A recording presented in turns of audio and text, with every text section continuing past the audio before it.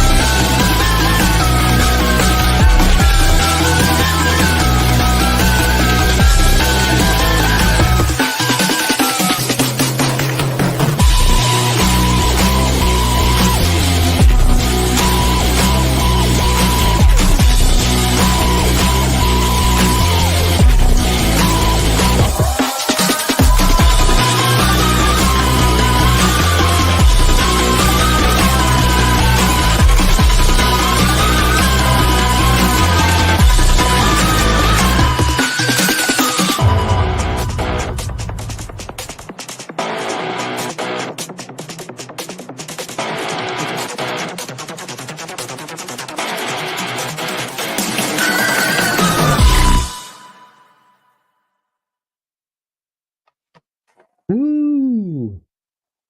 You're muted. Straight away, boomering it up. Hello, everyone, and welcome to Iron Oxide's Rogues Gallery. You're still muted. We're boomering it up straight from the get-go, but no worries. I'm sure we'll get going in just a short while. Am I still muted? Are you all right? Now you're not muted. Oh, okay. You can play the claps now. Now that we can hear you. Didn't really work that well, but never mind. No flaps. Well, everybody just use your imagination and pretend there was an applause going on for the show. Anyway, we're here with episode 26. I'm finally back after last week of having no power. Literally, I think it was like 2 hours before showtime. I was getting everything set up, and the whole complex, just everything went off, starting with the AC, and it was about 120 degrees, which I'm pretty sure that contributed to the loss of power. But luckily, Professor came in and saved the day, so we still had a show. I did watch it on the replay. Everything is all right. So, no, they did great. Anyway. But we got back finally. Yeah, I'm back from the I'm back from the realms of internet purgatory. I had literally no internet service provider for an entire week, and it was fantastic. Oh, and of course, I was busy the other week doing the production of the opening ceremony to the Olympics as well. So, you know, I was gonna ask how that you went. can blame me for that. You can blame me for that. But yeah, I'm currently still in the UK. I'm quite happy about our new Islamic overlords that are allowed. I've been wearing a burqa all week because that means I can walk around the streets with machetes and stuff like that without getting told off by the police or anything like that. So as long as you wear a burqa and as long as you praise Allah, you'll be okay. You can walk around the streets and commit crimes and do whatever you want and not get told off by the police and the media. So yeah, but how's it going for you, mate? You all right? Doing pretty good here. So I think we've got a little bit to talk about here, and we got some people to bring in. But before we do, I just want to tell everybody to please like, share, and subscribe to the channel if you're new here. We just got a small show going on, but we're building up pretty steady audience, I would say. We're having a lot of fun. And let's take a quick hi to the chat. Let's see if we got anybody in here. We got Bat Sauce. What's up? Beep beep yourself and hail. Let's see who else we got. John DeVoist. I haven't seen you here before, but welcome. Hey y'all. Hey. And let's see. There's somebody I know. Hellhound. What is up, my dude? And we got I know that guy. We all know the Hellhound. All right, let's see anybody else in here. And we got Michael. What's going on, boy? What is How you up? doing, Mike? All right. So pleasantries aside, let's go ahead and bring in our first panelist. I think I want to start with somebody who's going to be a new regular to the show. We took a little meeting, and I totally didn't just make this decision on my own after a night of drinking. It was completely, we all decided to make Nate a full-time member of the Rogues Gallery. What is up, dude? I was totally a part of that decision-making. Absolutely. I keep my producer involved in every decision I make. Yeah, you have to run everything through him first before you can make a final decision. No, dude, I'm doing pretty good. Happy to be here. Happy to, be a part of this, full time now. This is gonna be a lot of fun. I'm not. I hate you completely. I know you hate me. You and your you with your machete and your burqa. You just want to cut me up into little pieces, don't you? You white people disgust me. I'm so sick of you whiteys. No, I'm just kidding. Oh, no, it's good to see you. Welcome to the cast, dude. Thanks, man. I had to bring that in right there. So, what's going on? Our favorite white supremacist. Yeah, Sieg Hydra. The most problematic member of the Rogues Gallery. Vagabond, what's up, dude? Nothing much. Just quit my job this week, so I'm a free Negro and a quarter white free cracker. Long live the Emancipation Proclamation, eh? Yeah. So I mean, I'm not a slave unless I get arrested or in jail or something like that. But other than that, just out here and just going to be winging it now. Awesome. Well, best of luck on another the job unemployed search, white man, and you're only black when you get pulled over. Right. He's wearing a skin suit right now. He's just white underneath. Yeah, he's like one of the cannibals in Texas Chainsaw Massacre. He's got masks just laying around his house made out of human skin or something. Yeah, and then all I have to do is take more pictures with a Nerdrotic, and I get a lot more white supremacists following me. That's a good thing. That darn white supremacist. You'll be right up there with Eric July and the amount of white supremacist fans you have, I'm sure. Right? I know. Anyway, who are we bringing in next? We're going to bring in a guest star this evening. That would be Drunken Emerald Arrow. You're filling in for RedStrider, who is away on assignment. He is, I believe, at a gay wedding. I thought he was curing monkeypox.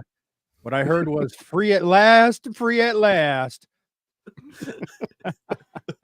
Zippity doo dah, zippity day.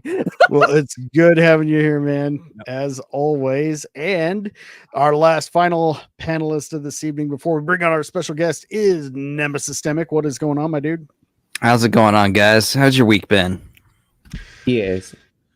about Pretty yours? uneventful. Just work, busy, and here we are. Yeah, Monday I got slammed with a hurricane. Oh, you did. You were. Oh, I guess you are kind of near that neck of the woods, huh? Yep, Debbie came up, shut out the power for once, and yeah, it's just been a uphill battle dealing with contractors coming in at the last minute. It's just I've been rushed with everything this week. It's been a nightmare. We've been getting leftovers. We've just been getting rain over here. So I don't Debbie know. I did your kind of hometown, like it huh? when females come in, switch off the lights, and suck you off. She didn't suck Debbie anything came in off. my area You just, with a wet fart. she just made everything wet. That's right. That's how it works. Yeah, isn't that supposed to be her job? Isn't that what she's supposed to do? Well, Well, she just only made if I it get a wet little bit of and walked action out of away. it. Oh god. Now we do outside have of that, outside of Oh, that, go ahead. I gotta.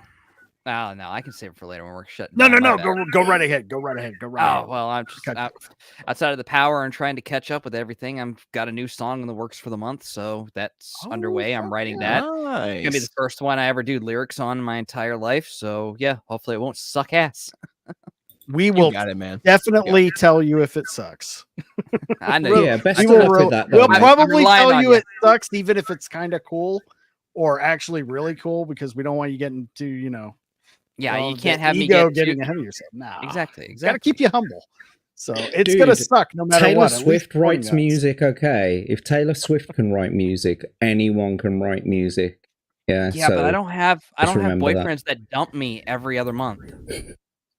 I mean, you got that's not what MSK. I've heard. You got MSK. Anyway, let's bring on our Well, guest. All right, we do have a special guest this evening. You guys may have heard of him. He's got just hit 1,000 subscribers on YouTube. Has a little known comic. Actually, it's pretty well known amongst the indie comic scene. Let's bring on Vaughn Coleman. What is going on, man? How you doing? I'm doing well, man. Actually, earlier today, I got the revised letters for my comic, so it's basically done. I'm gonna get it prepped for the printer probably next week. So Dude, that's awesome. That's awesome. Congrats, dude. Amazing. Yeah, well done. I wouldn't mind taking a quick look at that. Let's go ahead. Do you want me to bring up the Fund My Comic, right? Let's go ahead. and sure, take a look. yeah. Fund My Comic takes a smaller percentage, and if you back on there instead of Indiegogo, you do get a free mini print. If you want to back on Indiegogo, by all means. But I want no customer left behind. That's one of the things I was told to do, is just to get it everywhere. Dude, that looks badass. Holy shit. Oh yeah. Dude. That is some great artwork right yeah. there from the get-go. Now, what got you into you're obviously not an old industry pro that tells What other, gave it away? young aspiring artists not to have the hubris to get into the indie or comic book creating scene. So what drove you to do this? What was your motivation? Yeah, well, hubris, of course, was my motivation. The sheer fucking hubris. The hubris, the audacity to like comics and want to create them. God forbid. No, dare you? So I was into superheroes ever since I was a little kid, and this idea initially came to me as an idea for a movie that, of course, I thought my infinite wisdom in second grade I would be able to star in and direct, of course, as a second grader. Right. And then time passed, and the story would go away, come back, go away, come back. And I'm at college, and I have all these big budget ideas, right? And I'm realizing these things cost money, and you have to go through studio systems. And hey, you may not be as special as you think, because there's 1,000 other film school kids. You're the one film school kid, right, in your high school. Okay, or maybe 1 or 2, 3. Suddenly you go to college, and you realize that you're not as special, which means there's a lot of people competing for that. But, my love of film never died. But I also happen to love these things called comic books. And I had started reading Chris Claremont's X-Men run. I don't know, I just got an itch, and I decided to read Giant Size X-Men #1, and I dove into the series. And I was like, oh my god, dude, they just... story after story after story, idea after idea, and I just grew to love the comic book medium in a way. I liked it before, but I fell in love with the medium, and I said, that old idea, let's revamp it, let's bring it back as a comic book. And I was seeing what was going on in the film industry, and I really while I was at college was when they went after Gina Carano, and that was just like oh my God, this is totally what they're just going to do to everyone. And this is what they're going to do to me. This is what they're going to do to anyone. It was like a warning sign. And I kind of took a step back and I was seeing people were creating in the independent space and what have you. And I was like, let's go for it. Let's go for it. Let's do this. But if I'm going to do it, I'm going all in. You know, I'm going to learn comics the same way I learned screenwriting and everything. And I decided to go in. And the first comic I ever worked on professionally was this comic I worked as an editor called Hunter Ninja Bear by Chuck Dixon. And, you know, I really caught the comic bug, and I haven't lost it since. And this is the first issue. I was working on writing issue 5 or rewriting issue 5 earlier. I want to write this for the rest of my life, but I figured let's start with one really cool first issue. And here we are. Right on, man. And the fact that you were inspired by one of the greatest comic runs, if not the greatest, it's kind of debatable, which is Claremont's X-Men. Dude. Oh, yeah. Dude, and that's one of the things, two classics don't go out of style. You know, House and Powers of X came out around the same time I was reading this. And I thought, like, from an objective standpoint, it was pretty well written. But I was like, at first I loved it because, like, oh my God, there's no way the X-Men are doing this. I can't wait for the reveal that they're brainwashed. And then I kept waiting.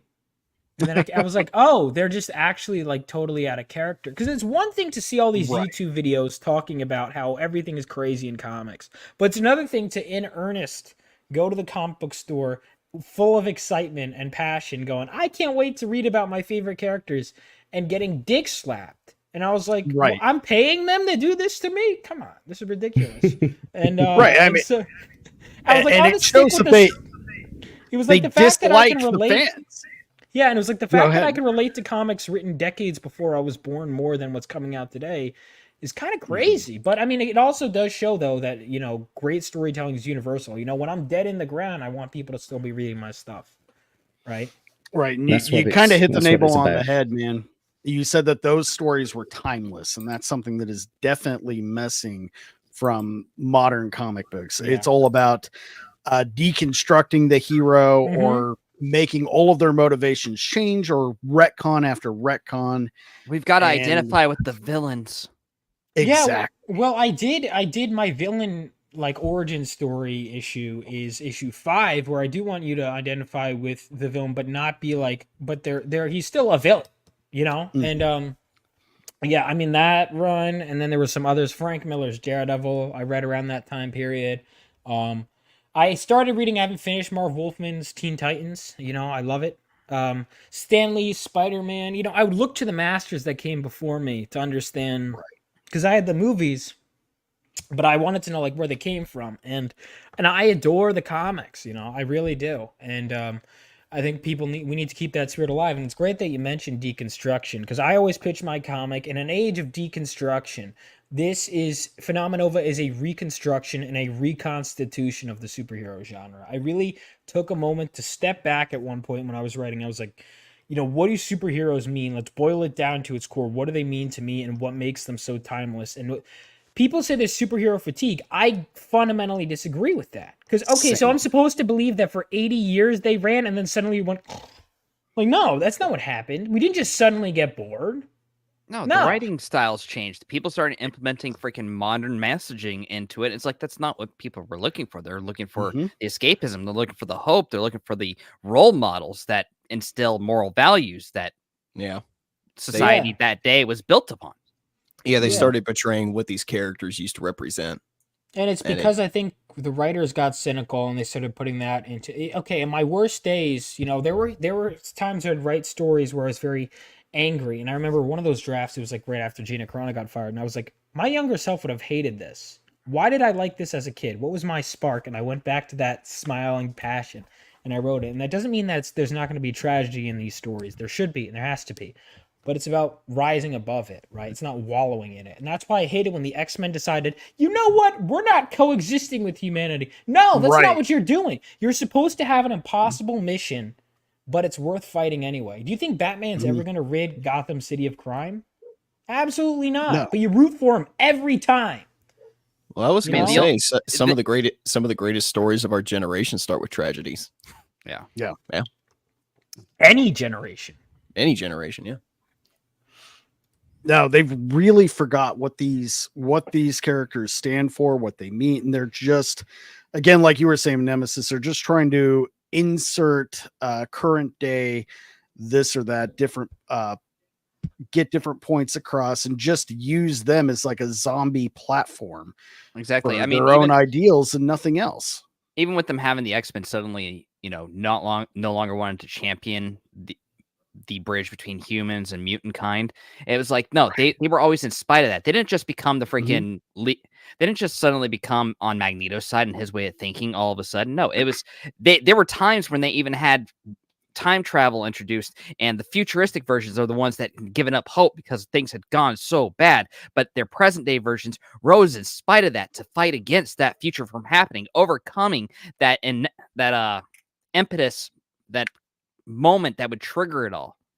Dude, even inspiring some of those more not narcissistic, more pessimistic versions of themselves or other characters to change. I mean, one of the great things Claremont did, and this one's a little controversial, was he gave Magneto an amazing redemption arc where he started seeing Xavier's vision. He also gave Magneto his whole Holocaust backstory and the fact that he had a history with Professor X. Like, I didn't realize until I started reading that was not a part of the character until Claremont decided it was, and it was really interesting. But I mean, there's so much to go at there, it's just I could talk hours about Claremont X-Men, man. Dude, I'm almost done with it. So I've been reading following this reading order, right? And it's also including the spin-offs. I'm almost done with it. So I'm about to get to Extinction Agenda. The last issue I read was a Savage Land Rogue issue. I didn't realize that Marvel Comics Presents was basically a second Wolverine series. Like, I thought there were just some, but it's like literally like but I have like 10 issues of Wolverine I have to read next because they take place in between that X-Men issue and Extinction Agenda. So I have to read like some Peter David Wolverine, and then it's Extinction Agenda, a pile of indie books. But yeah, I'm gonna try and bang out Claremont's run. I've been doing part of how I hit 1,000 subs. I've been doing these little shorts talking about Claremont's X-Men. Like, I have a bunch pre-recorded where I'm breaking down Madeline Pryor and like her descent into madness, because a lot of people watch the show. And I'm like, I like the way they did in X-Men 97, but I'm like, that is very oversimplified. She's a mommy. That's all I'm going to say. Dude, even more so. In the comics, she's a bad mother, actually. She's a horrible mother. Oh, yeah. She was a good mother until she decided to sacrifice her baby to demons. Yep.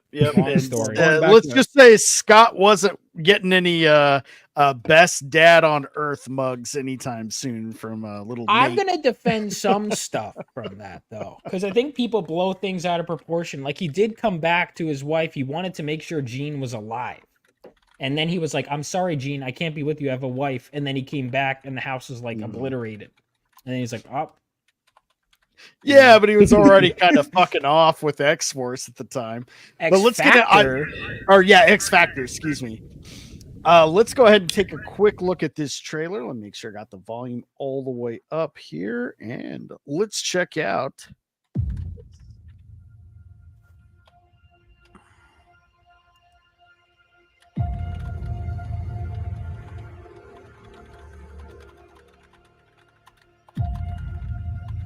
When the whole world was dragged into World War III, brave men like my father fought on the front lines. And they weren't alone. That was 20 years ago. Now it's up to us to carry on their legacy.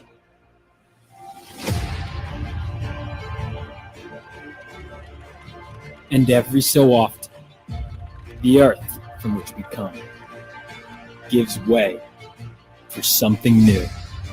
Something greater to be born, and with them, even greater threats to face. I already love it. Bring it on!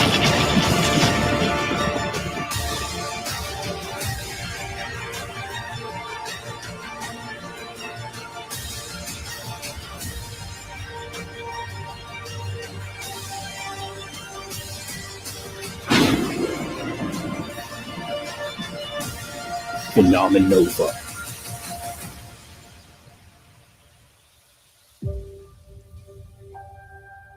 For you, Dad. For you. All right, where's the goddamn link? It's in the chat. Private chat, buddy. All right, going there right now. And it's also, I think it's in the description as well. We've put Vaughn's link tree in there, so it's got all of his links in there to all of the campaigns and to all of his socials as well. So please go and check those out. Yeah, I and was like I watching said, that it's earlier, guaranteed to actually. be done. It's done. So there's no speculation. You're getting this book. Wait a minute. You were supposed to wait 5 years.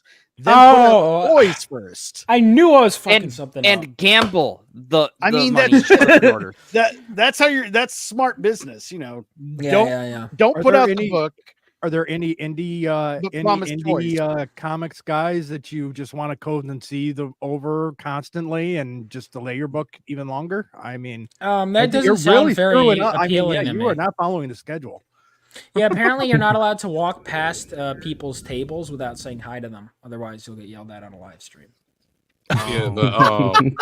Okay, let's have a little backstory before we get into the first topic. We don't need to go into it. Are you sure? I don't like giving people who want attention. If you really want my attention, you don't need it. That's a good rule. Oh, enough said. Okay. I like this guy. He's awesome. Yeah, met you at the MegaCon. So that's where I got this. I think I got something else from you. You had like a little bookmark or something, and then as a QR code to his website at the bottom corner. Yeah. It was my my what did I have there? My MailChimp, which I didn't upload. My mailing list is there. You could join the mailing list through that. Just RebelOasisStudios.com, which has the links to all my campaigns, some outdated campaign information. I uploaded the campaigns themselves. Yeah, excellent. I think it was we were all going upstairs to the first seminar for FNT and Nerdrotic or something, and on the way there, that's when you stopped me from walking. Oh yeah, I was aggressive in that marketing at the Mega. Yeah. I was hanging out with Renowned Zero, and he's like, "Hey, you want to check on my comic?" So had me scan the QR code right then and there, and I was like, "Okay," looked at it and was sold on right there. I think what was that, February or was that January? Yeah, that was that was February. It was February. Yeah, February. Yeah, that was a great show, man. That was a really fun show. I mean, I spent the whole time walking around. It's giving those cards out. Yes, if you look at my campaign, I do have an homage cover to Final Fantasy VII. That's how bit of a fan. Final Fantasy VII. Hello, dude. I did a 2-hour video essay on Final Fantasy VII. I have a whole story about this real quick. I won't go too in depth. I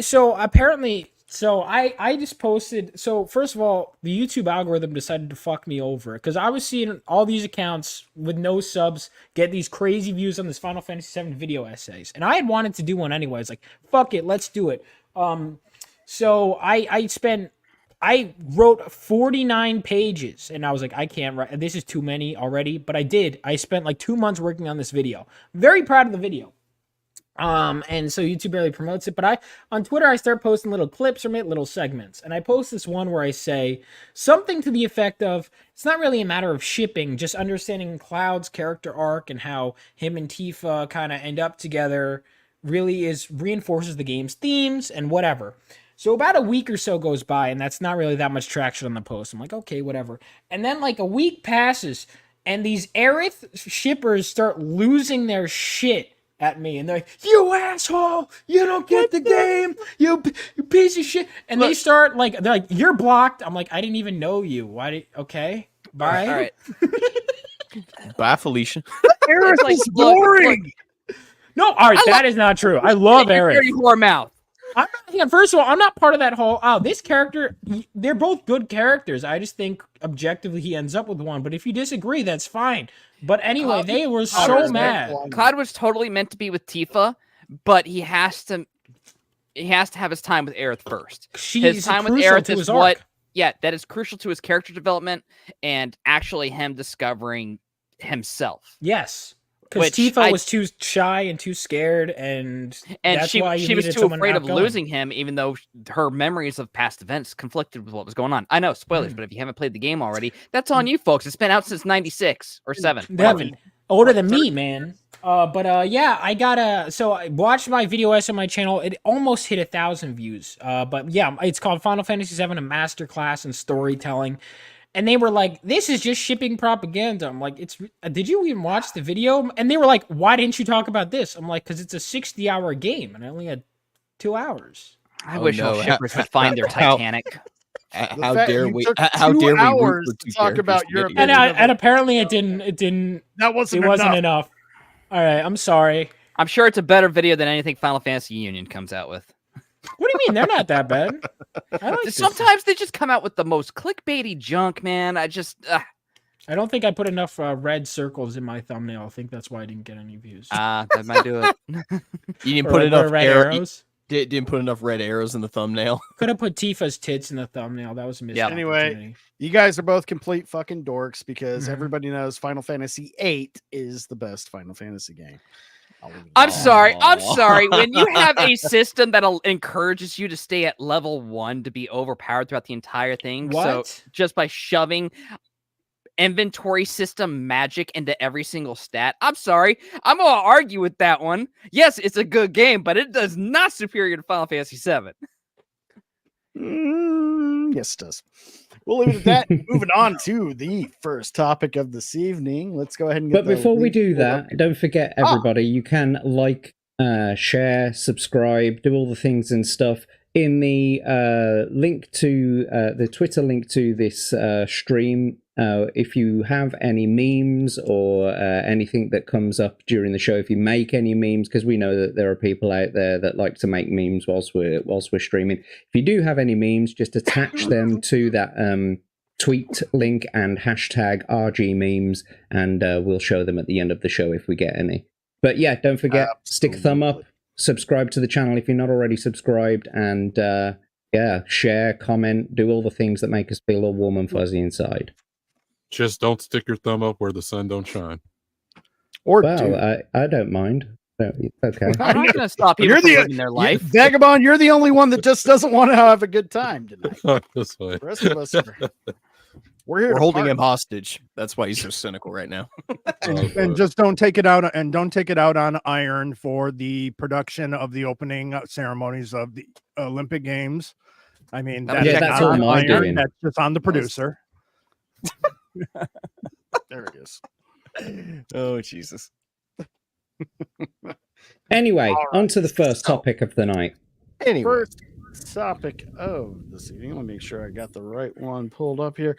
So, this was brought up recently on, if you guys watch Nerdrotic, when it was during one of the nooners, and he was talking about how he had already kind of had some inside information about the Dr. Doom reveal with Robert Downey Jr. That was already kind of known. And after that, he kind of alluded to there was some different stuff going on within the MCU that was conflicting with Disney and Disney executives and executive producers. So not to get too much of like the years of Doomcock, who I do love Doomcock. I like his shit. I still watch the dude, but I mean, I'm sorry.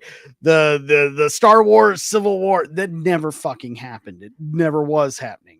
No, we already know, and nobody gives a shit about Star Wars anymore. But maybe there's still hope for Marvel. So let's go ahead and bring up this article from Geeks and Gamers. I'm going to get this pulled up right now.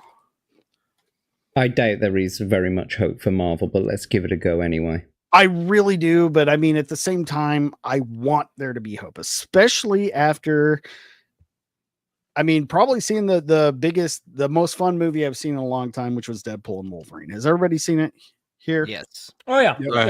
I have not seen it yet. Okay, without spoilers, is it as good as I don't care about spoilers. No. Well, the only reason Jack hasn't seen it is probably because they burnt his movie theater to the ground. Yeah, I just haven't been able to leave my house for fear of being chopped up. Well, yeah, that's probably a pretty valid reason. Yeah. All right. So from geeksandgamers.com, rumors of a Marvel sea change, accompany a canceled MCU film. So we're just going to read through this real quick. Is Marvel preparing to right the MCU ship? There's a rumor right now with some of our favorite people revealing behind the scenes moves that they've heard from our sources. During this week's Nerdrotic Nooner, Gary and Chris Gore from Film Threat talked about the big reveal from San Diego Comic-Con. We've already talked about that, how that was Robert Downey Jr. as Dr. Doom. Gary and Chris Gore had heard this a while back and said nothing. Now, let's see. I'm just going to kind of skip down here a little bit. Chris Gore later appeared on Critical Drinkers Weekly stream, The Open Bar, and said that he had been told even more interesting information, as he normally would on that program. The major takeaway here, we could watch this, but I'm just going to go ahead and just read it so we can just talk about it.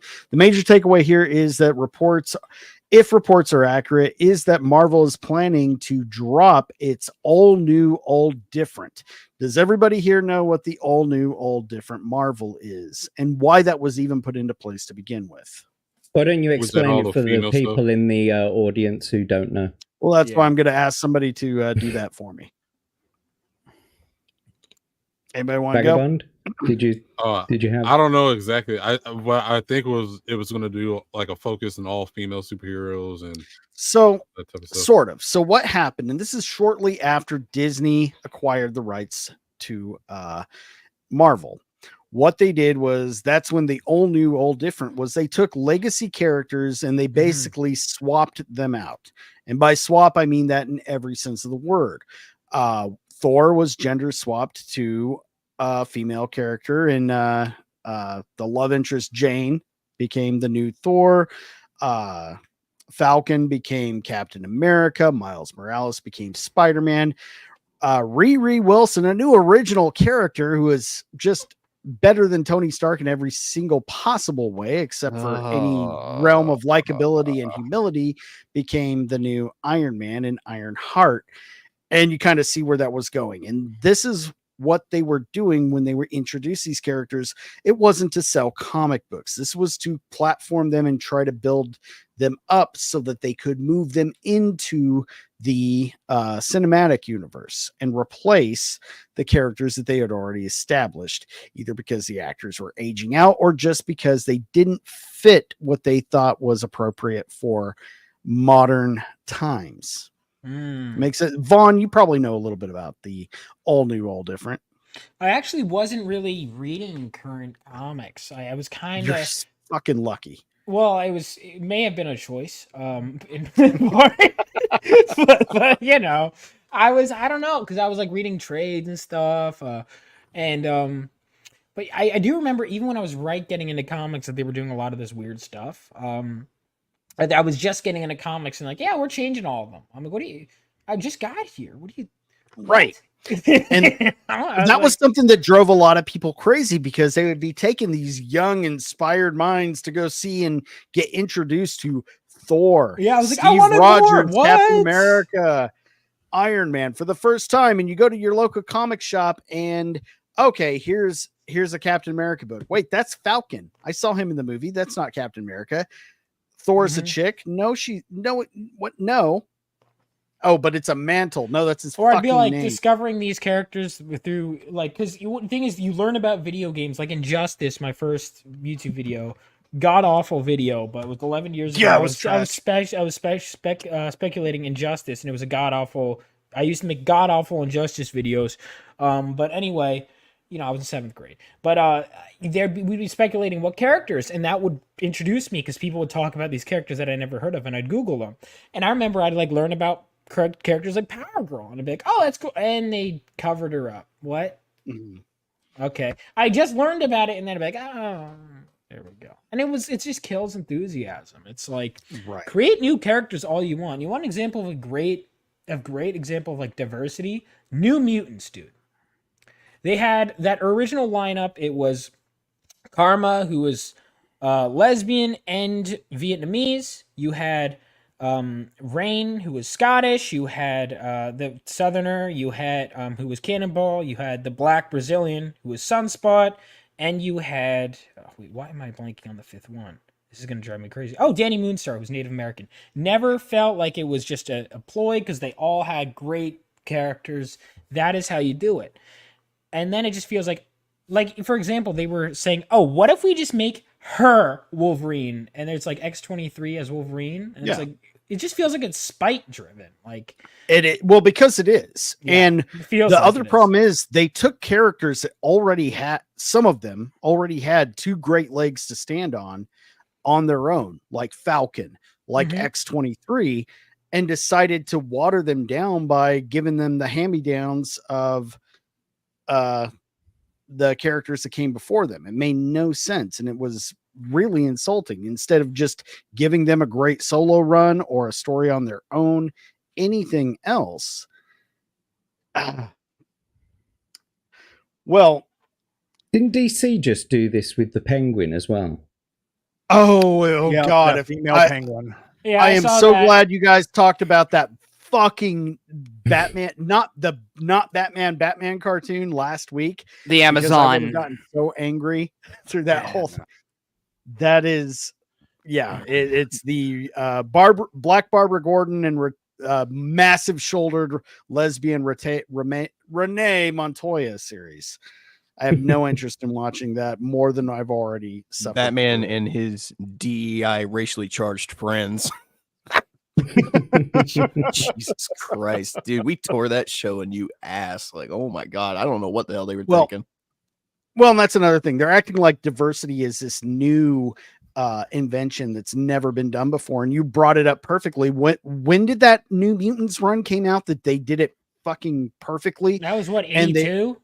Yeah. And they were these kids that came from such culturally different backgrounds and clashed with each other constantly, but in the end became this united family. Yeah, and they weren't that perfect New Mutants characters run either. is so good. Like Danny No. and Roberto were like total hotheads. Like at first I was like, I don't like Danny, and then by like issue 2 or 3, I'm like, I love Danny. She's one of my favorites. You know, because they were written as characters. They weren't written as props, and it's annoying because it's like that's a disservice to just write a character, and it's you know, I mean. Another thing that bothered me too is when they decided that they were like, oh, you know, there's a lack of female heroes, and I'm like, I grew up with Wonder Woman, and wasn't Wonder Woman created in like 1941? Like what? We're just She may have been created by an S&M sex pervert, but that's he beside the was point. well, yeah, but that was yeah. Tie me down and I'll tell you everything. And I'll tell you all. I'll bind my wrists behind my back. Oh, don't do that. A more recent example, dude. I was in high school, and me and my mom's show every Tuesday or Thursday night, I don't remember, one or the other. It started with a T. Was fucking Buffy the Vampire Slayer. That was our fucking show, man. That show and promoted, you know, strong female characters that were also flawed, damaged. They fucked up. They made mistakes. They at times acted selfish, irrational, you know, like women. So it made sense. It was a good show. Other good examples within comic books. Oh, Xena Warrior Princess. Getting a little toward the lesbian Mary Sue, especially toward the end, but it was still enjoyable. Gabrielle too. My God. Oh yeah, that's my favorite character. I know. I was always for Lucy Lawless. Simps. I mean, yeah, but at the same time, a little no. I will only simp for Elizabeth Hurley, sir. That is the only one I will. All right, my kryptonite's Jennifer Love Hewitt. That's mine. Oh, dude. Ooh. Ghost Whisperer. I never watched Milk that show. Truck just I arrived. love Ghost Whisperer, dude. Me and my Dude, grandmother I watched used to watch that it all was the it time. was I was in college and I just was like it was around Halloween and I started watching slashers and I was like, you know what? I remember seeing the trailer for I Know What You Did Last Summer when I was little, but I was too young to watch it because it was rated R. And when I finally got around to watching it, I was like, God damn. I was like, who is this? We actually have Jennifer Love Hewitt's doppelganger hanging out in one of our group chats. Her name's C.S. Johnson. Yeah, is it CJ Johnson, CS Johnson? CS Johnson. I never Yeah. noticed that before. You're right. Who? But yeah, Holy she totally is. She's the doppelganger. CS Johnson. All right. You're like, I'm One's about like, to follow. I'm going to. She's a creator follow, as well. Slide on into those All right. DMs. CS Johnson, a They're skinwalker open. confirmed. My DMs are open. They're always open. Anyway, Well, Simps. now I'm hey, thinking about hey, for Jennifer Love Jennifer Hewitt, Love yes, Hewitt's- any day. Yeah. Now, Oh, we're following each other already. Okay. so, but you brought up a great example of strong, flawed actual characters, and that's the problem that they're not giving us with this. Is these are just replacements of actual characters with no substance whatsoever. I mean, what they did with Carol Danvers' character, which was part of the original beginning of the end for Marvel and the all new, all different, was resurrecting her and making her just completely perfect and omnipotent in every way. Mm. And so that's what now they think that, young female readers want to identify with is zero problems, complete perfection all the time. Yes. Those comic sales Queen. prove that. Right. So they made her bitchy and unlikable. Is what you're saying. But they also have to look like men and act like men. But anyway, I digress. My So, favorite getting thing back- is that they skipped over the black woman Captain Marvel to get to the white woman Right? Captain Marvel. Because the Right? black woman Captain Marvel, when I actually started reading the comics, I was like, oh, Monica Rambeau. I had never really heard of her. I was like, Yeah, there was Photon. a female Captain Marvel in like the 80s? No, Wait. she was the first female Captain Marvel. No, that's what I was saying. I was like, wait a minute. What the so they're Carol gaslighting Danvers me. is fucking Miss Marvel, dude.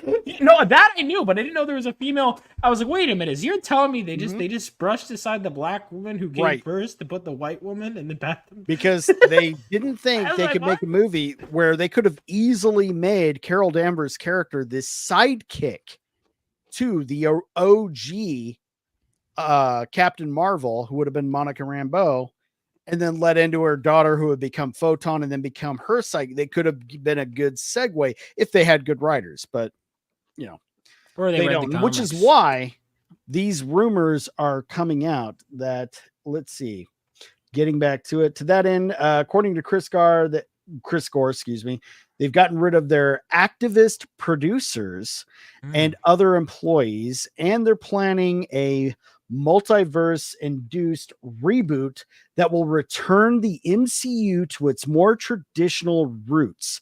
I said, Gary, well, Kevin Feige's Nerdrotic. still there. Now, you go back on Kevin Feige, his track record more recently sucks, but you go back before that, I mean, other than dicking over Edward Norton with Incredible Hulk, he had a pretty good track record. Yeah, Well, and Feige- I will give him in his defense, Edward Norton's a kind of a prick to work with. Oh, he's a cunt, totally. But Great there was actor. also there were road But guards. Great all actor. really good actors are. I don't know Edward about Norton- all of them. Early, I don't know. Edward Norton Definitely strikes not me all as a of guy. He strikes me as a guy that is so far up his own ass, he just doesn't know how to get out of it. Yeah. but the thing is that with the early Marvel and early MCU, Feige had someone keeping him in line Yeah. That's more true. so than he does That's now. true. Yeah, that's right. They- that They- is Feige. He got rid of his ass. Yep. So you're right. You are. Feige has right. always been a follower. He's always been a good listening yes man. He will do whatever his higher ups tell him to do. He never has any true ideas of his own. Except for how to get rid of the person standing in your way to be Yep. the head of everything. We all know how that went. Now, Gary, now this is Gary Nerdrotic, who, again, we've got, this isn't concrete evidence, but this has a little more, this holds a lot more water than some of the other rumors you may have heard. Gary's suggestion that some of the things still waiting in the wings, like the female Silver Surfer, were actually not Kevin Feige's decision, but were forced on him by who we can assume is Bob Iger and his lackeys. And basically that met with some pushback. So it probably led to a little bit of a an internal struggle within Marvel. What do you guys think? Is this just more of the same? There's a civil war at Star Wars, Lucasfilm with bullshit, if there is, there's no chance of them actually saving this industry because Hollywood and the entire freaking Western production industry is so incestuously built up on these people that are just so warped by a leftist message. Right. However, I argue, what is the one and only thing that's going to and could save Marvel, or I'm sorry, Disney in its current state? The parks are down. Everything is down. Their only moneymaker. They know that ain't Star Wars anymore. I mean, Bob Iger's only making this course is only attempting this course correction because he managed to barely get his freaking job back during the last freaking election for the board. And that was through underhanded methods. But even then, like he's facing multiple calls for lawsuits from shareholders. Like he is staring down the barrel of the gun at the end of his career. So it's like, yeah, he's probably going to do this, but if there's still a way of getting that free, sweet ESG money from BlackRock and Vanguard, he's not going to simp away from that. But if he thought, because of everything you just mentioned, their only actual moneymaker from the general public is the MCU. So if he thought he could divert the DEI attention away from that, give more control back to Feige, stop making stupid decisions that they know are going to just end in disaster, like female Silver Surfer, and move more toward the actual comic accurate, what the MCU used to be, with all the heart and all the humor and everything that they had before, that actually inspired kids to go to the comic book stores. Well, but then put all the other humor is not the problem, man. Because the humor actually is a problem. It's a huge problem. Well, what I mean is too much of it. That's what I was gonna say. Because the humor was fine, but it's like it's right behind me, isn't he? Would you go like every time they have like I had this conversation with Pete Cimetti. I think that it's a part of it is it's almost an insecure thing. Do you ever have a moment where you like want to say, like, for example, if you tell one of your friends, you're like, I love you, man. You're like, haha, kidding. It's like one of those things where it's like you don't want to seem too sincere, or it's like, that's what it feels like. The MCU, it's like they have confidence issues in the writing room. Yeah, they do, and they're afraid to let the viewer feel anything. So like, when they had the best humor they had, in my opinion, was the first Iron Man had the best balance of humor and heart. Avengers followed by Avengers had some great humor. Yeah, the first Avengers, written by Joss Whedon, was great. Then you had first Avenger, Captain America, great. That one wasn't loaded up with humor too much. Like it had small little bits, but it was much more serious tone. It felt like a drastic different movie. Well, which was great. When the jokes landed, they were actual relief as opposed to just dramatic relief. But then Guardians of the Galaxy comes out, crushes everything, and everyone goes to that formula. Yeah, that was going to be my next point. It feels like pre-Guardians of the Galaxy, a lot of the humor in these movies was kind of earned. It was very subtle, in its joking manner. But once Guardians came, it seems like every single movie after that felt like it needed to attempt the exact same like comedy style that Guardians had. They literally they had such a massive success with Guardians of the Galaxy. It was like the ultimate pinnacle. Like it's a good movie. I love it to death. Yeah, but after that, they took that formula for everything. Same old 80s rock and you had some of that in Iron Man, but that was that was Tony Stark's motif. AC/DC. It's like that's fine. That's his jam. But then it was like, oh, we got to have all these old hits, everything anyone from all different ages can relate to. And then, we got the hit, we got comedy beat, then we got action, hit, comedy beat, action. It's like, oh my God, just they went too formulaic. And then they were adding it to characters that maybe didn't need to have that type we need joke, we need action, we need humor, we need cameo. It's like it used to happen, but now it's like too formulaic. Yeah. And it's like Ellie, it's like Yeah, I mean, it's like it's not authentic. Everything becomes, and this is the problem you have. It's the same thing where it's like, you listen to, again, people like Claremont. It's like we had a month's deadline. We had a story to, like, they had rules, right? There were rules, but it's like, what's the guarantee of great storytelling? It's not those things. It's those things mean nothing if they don't add up to a great story. 100%. Well, Yeah, I think what they also forget too is what makes us gravitate towards characters is their uniqueness and how they're different from everyone else, right? Yeah. If you have like 10 characters they're all like, not every character should be smart and witty like Spider-Man, right? And having witty comebacks and one-liner comebacks, or sarcastic like Tony Stark, or lovable, dumb, constantly making jokes like Star-Lord. Yeah, so and that even extends to the mantle thing, right?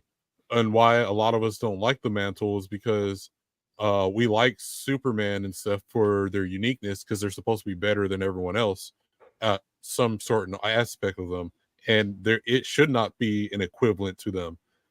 But when you just like, well, then there's anyone can just put on the cape and just be Batman or whatever. It doesn't work. Yeah, then it means nothing. It's kind of like if the character could be anything, then they mean nothing. Right. Yep. And that's what's happening with the new Captain America that I already have a problem with when you watch the trailers. You have the president's like, I want to make the Captain America an official rank in the military. It's like, no, again, this is going back to making it a mantle that you can just shift onto any person. Yeah. That's not Isn't that the ultimate goal? Right? To keep the mantles, because here's what it is, right? The blockbuster method has become, well, we have people, let's look at because I read a book on blockbusters, right? Let's look at the original blockbuster, Jaws. This has all been a progression. Jaws already was a best-selling book, so it had a pre-built audience prior to launch. Right. Now you take the MCU. These already have pre-built franchises on top of pre-built franchises on top of it's the natural evolution of this cycle. Now, why Star Wars was an anomaly was because it didn't have a pre-built fan base.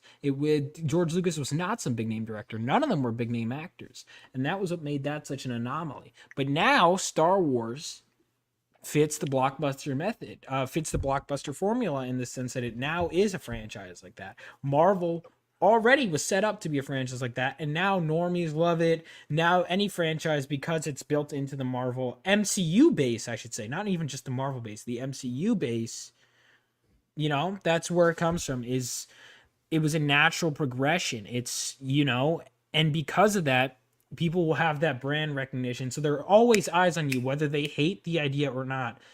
Even right now, we're talking about it. We don't like this. We're giving this attention more than that indie whatever. I mean, obviously, thank you for giving me attention. But generally speaking, we're giving these things more attention. Even negative, it's still attention than, say, that indie guy with a similar original idea. And I think that's the ultimate goal, is that they want to sneak in their ideas over something else. And also some spite thrown in there. Oh yeah. Well, that's been my argument right from the get-go. That's been my argument right from the get-go. It's not necessarily that they're trying to throw in their own ideas. They're hijacking already, prominent franchises because they need to. They want to push their own narrative. They want to try to push their own agenda, but they've got to disenfranchise the old. The old customers first, the old fanboys. They've got to disenfranchise those guys first, because whilst they're there gatekeeping everything, they're gonna, make it hard for them to push their own narrative. But as soon as you've pushed them out, as soon as you've disenfranchised them, then they're free to put in whatever the hell they want. Yep. Right. They just have an imaginary audience to push it to. That good old unicorn audience that they keep chasing that they're never going to find. Yeah, and in the process alienate the fan base that's already there. Yeah, they're chasing an audience that doesn't care about any of this, and they think they're just magically going to make money off said audience. Right. They think that young audience that they brought in that got inspired, like Vaughn. I mean, you were what, like 7 when the MCU last started. week. Right. You were 5 when Wolverine and Deadpool came out, and that inspired you to go to the comic book shop for the first time. Yeah. Now, I'm growing a lot since then. But this week's been crazy. These new characters aren't inspiring anybody to do anything with them. What new characters? Well, you know? That's the point. I mean, look at my life. So I was born in 1999. Like, how many I'm not saying there haven't been new characters since then, but how many front-running characters? I mean, look at the 80s, right? I've been reading, like, Claremont's 80s X-Men run, and it was, like, every year, every couple years, there was something. So, like, 70s, we got Wolverine, we got Storm, we got Colossus, we got, you know, all these characters. Okay, now we're on to the 80s. We get, you know, I don't know why the first thing came to mind was Rachel Summers. So Rachel Summers, Madeline Pryor, Emma Frost, Kitty Pryde, Sebastian Shaw. You know, so many characters. 90s, we had Gambit. You know, and then it's like suddenly you start to see. And I'm not saying I heard Grant Morrison's run is amazing. I heard that run is really good. But you know, you do start to see a decline of these new A-list characters, and the new A-list characters, they're putting all that energy into just replacing the old ones. Well, you make a good point. They act like you can't make a new character and that them take off. Well, the problem is they want these new characters to take off immediately if they try to make it. And that's why they don't. That's Claremont's why they attach. And Claremont was a nobody. The X-Men were the new X-Men that he took over for were literally nobodies. Wolverine didn't even have a real name at the time. He was just Wolverine. Well, and when they come up with new characters, they come up with new characters like Snowflake, Safe Space, and Screen Time. Incredible. Watch out for that internet gas. Thank you. I can't wait to tell internet gas. I can't wait for my kids to be like, Vaughn, which iconic new characters you grow up with? Well, we had like Snowflake and Safe Space. Did you get the first appearance? No. Internet gas? Well, my point was right now, Deadpool's the #1 fucking movie. And Deadpool is still, in comic book standards, for getting a movie, a relatively new character. Has only been around since the early mid-90s, man. Yeah. Early. And he was a complete and total FU to everything. Yeah. To DC, because he was a ripoff of Deathstroke, you know. Yep. And he was a parody character, like you said. Yeah. Yeah, it's like he breaks the fourth wall all the time. He makes outside jokes. He was the outlet for the interaction with the audience. That's what he was. Mm-hmm. And he became such a fan favorite, and Ryan Reynolds actually managed to get them to do an actual good movie version of it. Yeah. I mean, talking about Snowflake and Safe Space, the one good thing to come out of that comic is that there will be millions of like high grade copies of it because no one's gonna fucking touch it. Well, I don't know. A lot of people buy it ironically. Really? No, I hope they buy it to burn store, it. That's true. If it's in the store when I'm picking up the Claremont Wolverine issue, you know, which if there is a copy, do I get one? I mean, listen. If the audience wants... get it graded. They hired the guy that wrote Santa's husband to write a comic book for them. Like, what the hell? Santa's husband? That's what Daniel Kibblesmith did before they brought him on for New Warriors. That's true. Yeah. Before that, he was a reality TV star. He went on just a bunch of different reality shows.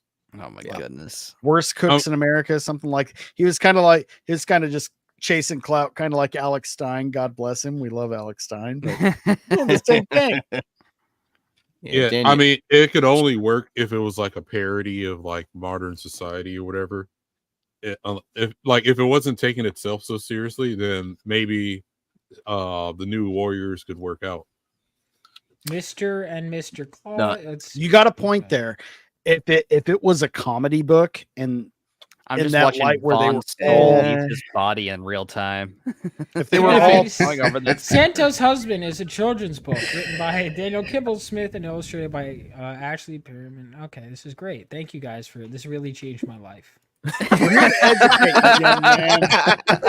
I'm just watching him reading it. It's just that smile just goes to, oh God. He's a weirdo, dude. Offering a fresh twist on Kris Kringle, a clever yet heartfelt book that tells the story of a black Santa, his white husband, and their life in the North Pole. Everyone knows that Santa Claus is jolly, but it's Santa's husband. This cherished symbol of the holiday season is also black, and this is 2 times they mentioned he's black and gay, and married to an equally cheery man. All right, first of all, as a writer, he's black. As a writer, I gotta say the fact that he's visually represented, and the fact that he's married to a man, is you don't need to tell me not once but twice that he is both black and gay. The fact that he is black with a husband, like these people think their audiences are morons. Like, show don't tell. I see Santa is black with his husband and the word husband on the cover, but they feel the need to tell me not once, but 2 more times. You don't understand. They have to make sure that you get it. Guys, he's black. He's gay. And he's gay. Now, Merry Christmas, baby. Do you think now suck my dick. The stockings aren't the only things I'll show you a lump of coal, baby. Wait, what was the plot? Did we get to the plot yet? Or we see the Claus is sitting on... Yeah, he's black and gay. That's the plot. That is the plot. All right, so this is paragraph 3 is when we're actually getting into the plot. Okay, cool. Thanks. Is this the extra topic for tonight? No, it is now. I've seen enough. Here's the thing. Do you think that this guy is like, and he made that book followed by the New Warriors with Safe Space, Snowflake, whatever. Do you think he's just trolling or he's genuine? And this is like, he thinks he's saving lives by making this content. I think he's just a fucking troll. I think he's probably funny as hell. Like if it's like drawn together types of level of comedy where he's just like, fucking, I'm just going all out and just make the most ridiculous sounding story ever. You know, I mean, like the same thing. He probably got offered this comic book job, and he's like, "I don't care about comics. I'm just going to write about. I'm going to make the most ridiculous sounding superheroes ever." And here's the thing. I think this guy is an agent of chaos. He's not making the jokes for us. He's laughing at home by himself. I don't know. He's like, they actually paid me to write this. I don't know. And then he's laughing at everybody's reaction. If I remember correctly, I think he had a complete and total Twitter meltdown after New Warriors didn't take off. Dude, I gotta write a story like that. I gotta do that under a pen name. And just give me like some bullet points. I'll write something up. But like this is like a South Park episode with the Scrotum and Mr. Booger Balls or something like that when they were writing. I just watched that episode last night. Yeah. Like, I'll run a campaign anonymously, and then afterwards I'll be like, "Yeah, bitches, it was me." Oh my fucking god! All right, well, I want to wrap up this topic. I'm not going to read the rest of the article. I'll throw the link in the private chat if anybody wants to read it, or in the main chat if anybody wants to read it. But final thoughts. If there is this power struggle within MCU, and if Iger is actually willing to give them a little more creative control to actually make this thing make money and just drown everything else he has in DEI, do you think there's even the slightest chance that Marvel could do a full course correction, bringing back Robert Downey Jr., granted he's Dr. Doom now, and everything else that they could do? You know, we know we're going to see Hugh Jackman and Ryan Reynolds in Secret War. That's a fucking given. Well, yeah. After the money they made, there's no way they're not going to be headliners of that movie. Do you think they could make this thing actually turn around after the last few years of bullshit? In my opinion, if they kind of like, since you already had him as Iron Man, if you can find a way to kind of like ignore about all the past movies and stuff like that and move forward, maybe. And then I guess also to add to this, I kind of see this as like when I worked at a video game studio, because there's 3 parties. It was us, a big toy company, and a publisher. And so there was like kind of like 3 heads of one dragon trying to make decisions. So it might be one of those type of situations. So if the developing studio has more creative control, and maybe they didn't at first, and so that's why we got all these nonsensical movies, it could work out if they somehow like not try to draw everything back to the past movies that were already created. Right. I think they said somewhere in this article that they might be playing on a Tony Stark possession sort of arc. Right. Or a variant of Tony Stark that, due to the circumstances within his life, took a different approach. But I know what you're talking about with the possession. That was from a very popular What If book. What if Tony Stark was Dr. Doom? And that's where Dr. Doom actually in college, instead of being roommates with Reed Richards, he's roommates with Tony Stark. And what he's constantly getting sick of Tony, like waving his privilege and how much better he is in his face, being the poor immigrant piece of dirt that he is. He makes a device and switches bodies. Sad thing is, all Tony wanted to do is be the dude's friend. It's a great book, by the way. Yeah, I think that they have an opportunity to course correct, but you will always have everyone in the back, everyone who's been burned for so long by Marvel, in the back of their minds, they're going to be like, when are they going to go back to old habits? When is the rug going to be pulled underneath us? Do I even want to deal with that again? Do I want to deal with that portrayal and all the fallout from it? It's like, so it's tough. You're not going to win everyone back. And the only time you will is if you commit to it and stick with it for years. We're talking a whole Avengers from start to end game cycle again. Well, I mean, look at how much it's been going on, and so look at how long it's been going on now, and how long they've been taking to sort of get to where the shit situation that they're in now. I mean, the thing is, it's not necessarily a power struggle, I don't think, but I do think that they are getting pushback from the investors. They're seeing lots of losses, and they're going, look, we've got to do something to bring it back to the way it was. But unfortunately, in my opinion, I don't think that they can bring it back. I don't think Star Wars can be brought back. I don't think that Marvel can be brought back from what it's become. If they'd have kept on the straight and narrow, if they'd have just kept pumping out movies the way that they used to make the movies, everything would have been fine. But they had to delve down the DEI, route, and now it's over. The franchise is dead. You've just got to, like I said, they've disenfranchised the old fanboys, and they're not going to come back now, I don't think. I'm going to push back just slightly. I think you're 100% right. But if anything has a chance of coming back, it would be Marvel. And if anything within the Disney umbrella, they're going to actually give the opportunity to come back, it will be that, because like I said, that's the only thing that they have to make money. They can pump all of their ideology into the other bullshit and lose money that way. But like you said, it's the investors. So the investors, one thing, the fans, that is a completely other thing. But one thing we'll see is no matter how much we fucking hate Disney and don't want to give them any money, everybody fucking turned out for Deadpool and Wolverine and had a good time.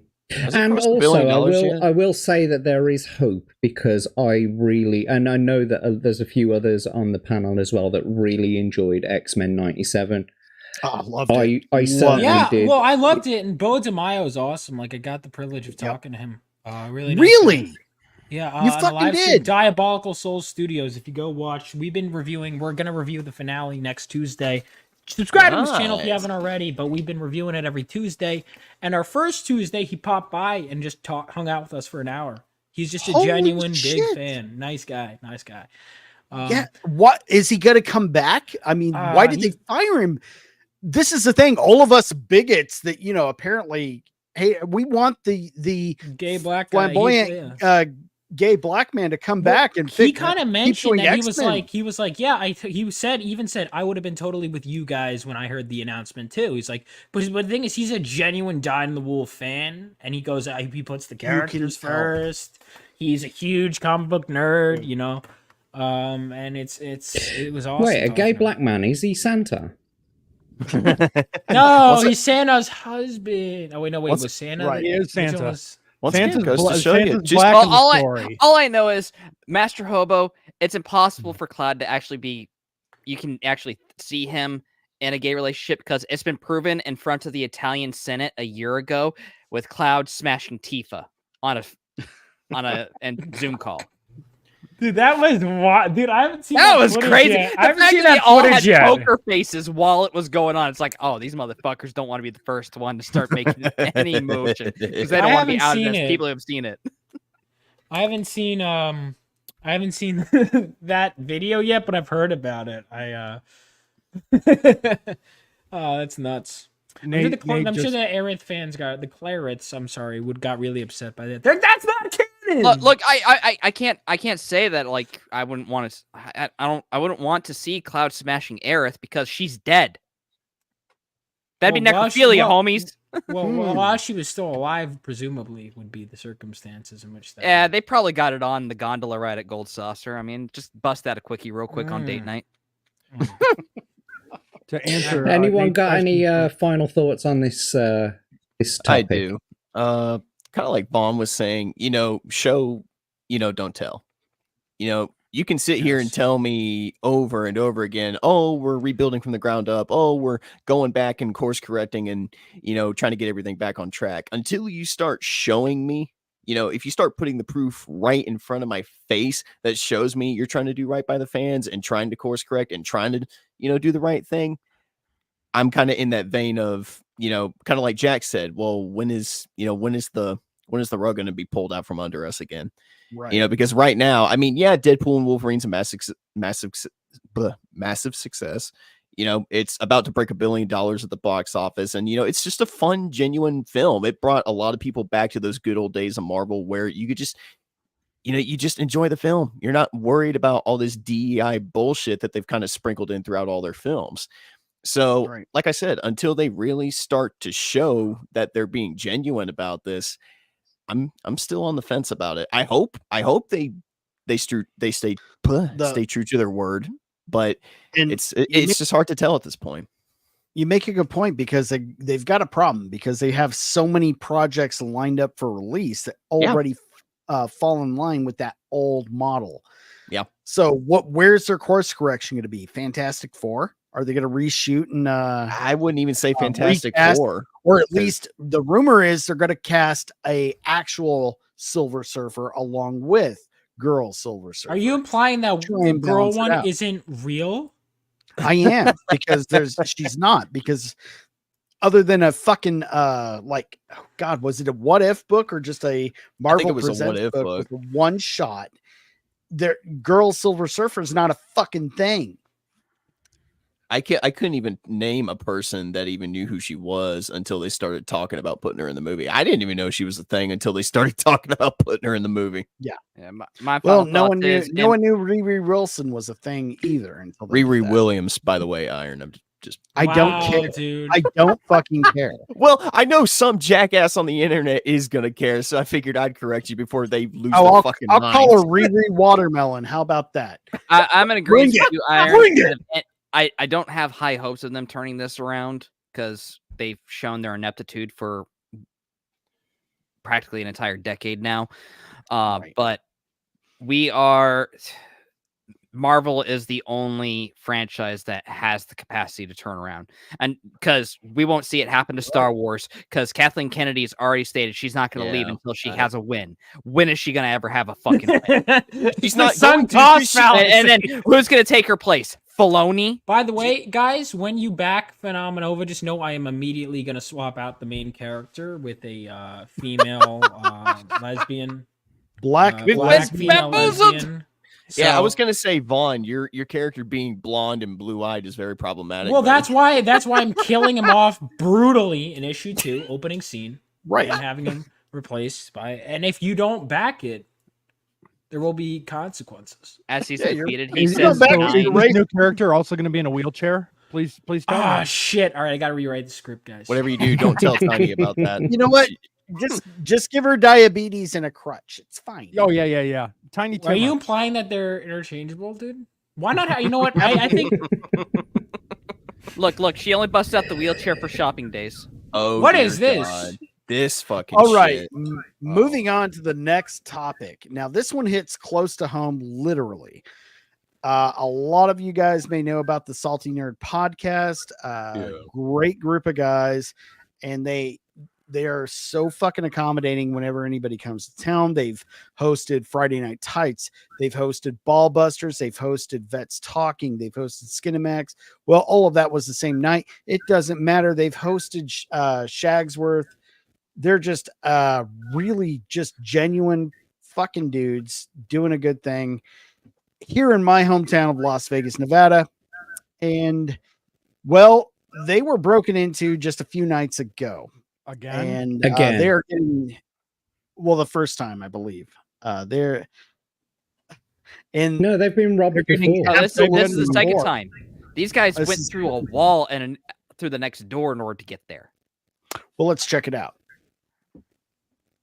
We're going to watch this, and there will be words coming up on the screen. Pay attention. If you have any information on what's going on, please reach out. Contact the authorities.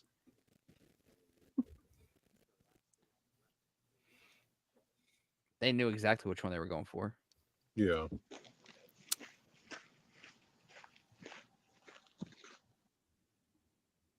People like this are scum, dude.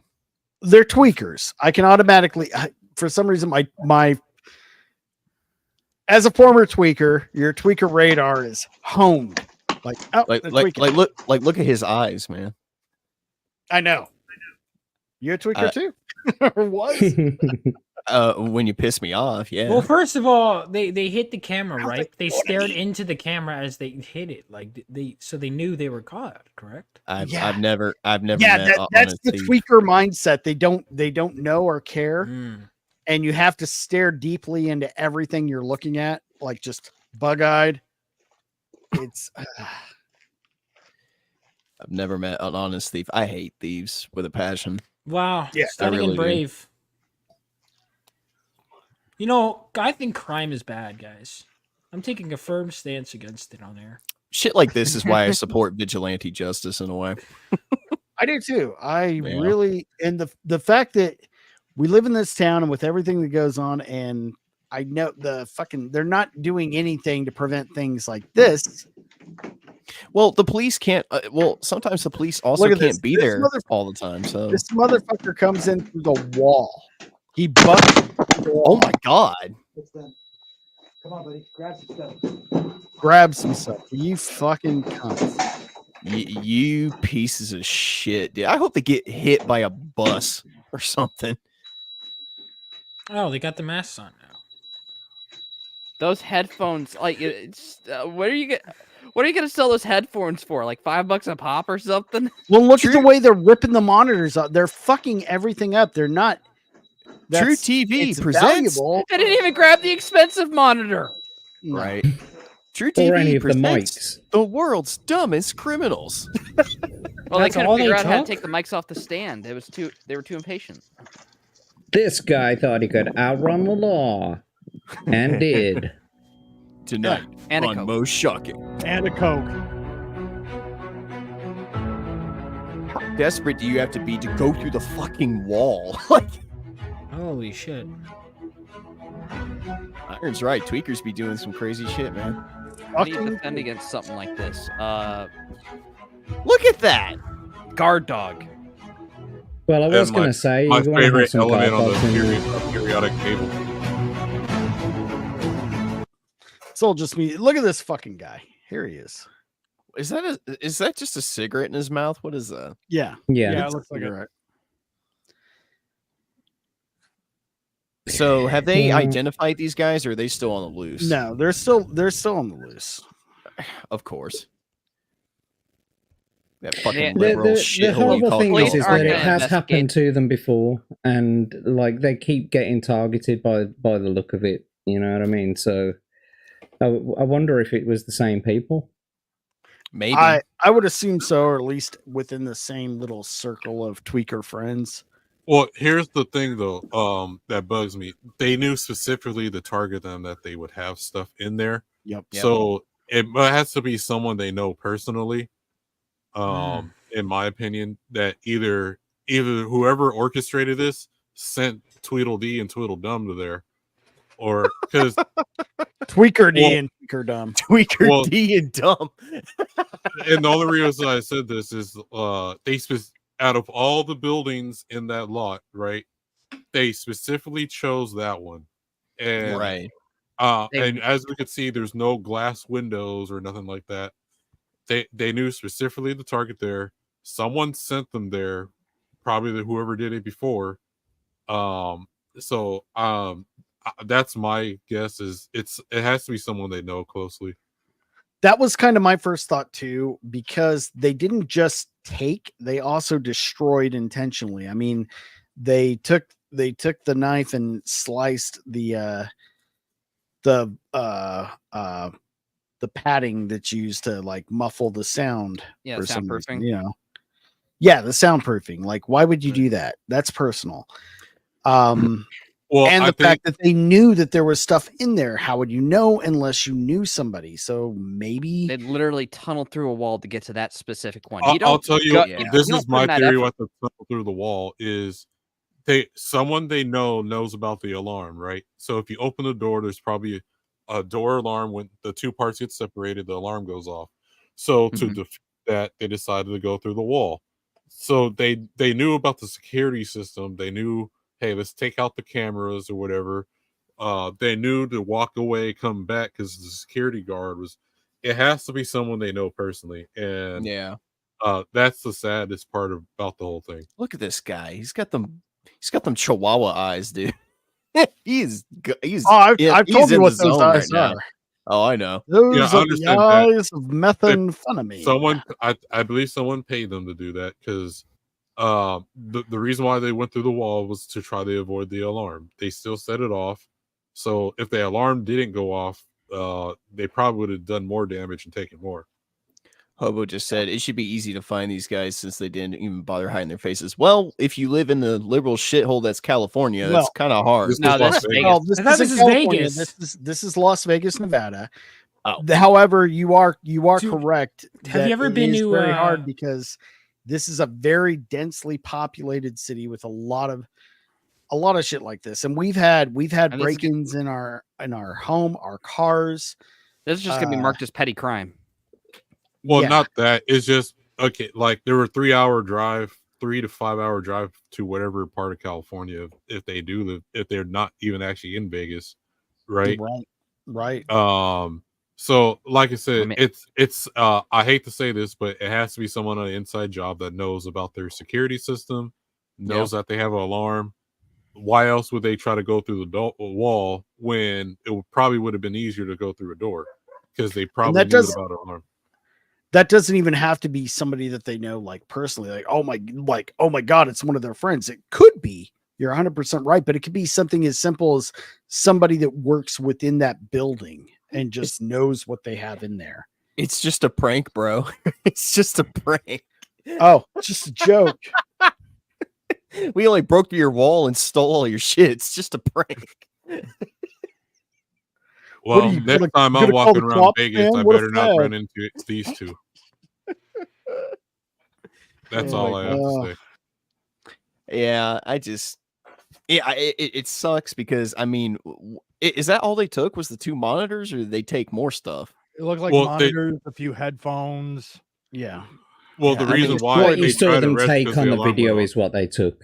Yeah, and then they damaged the camera. Like, we don't know how expensive the camera is. So I love how they took out the one camera like we already didn't see their faces before they went in. Yeah, I'm gonna stare right at the camera unmasked and flip a fucking hammer or stick at it, whatever he was using. Right. Well, Question: has nevertheless, this been reported in your guys' news or local news or anything like that? Hasn't been reported at all, other than what Salty Nerd has put out. I know I follow all the local news here, and nothing's been reported about it.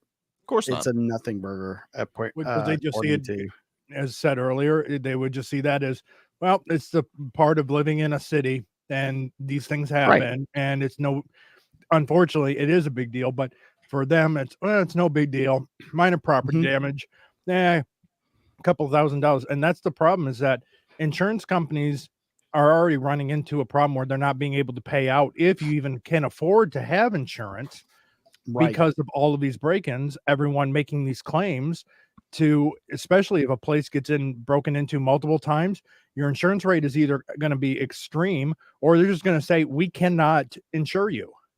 Yep. Or some people don't like to deal with insurance. They might not report it to them. All I'm saying is, I think they should still get the word out to the local law enforcement or whatever.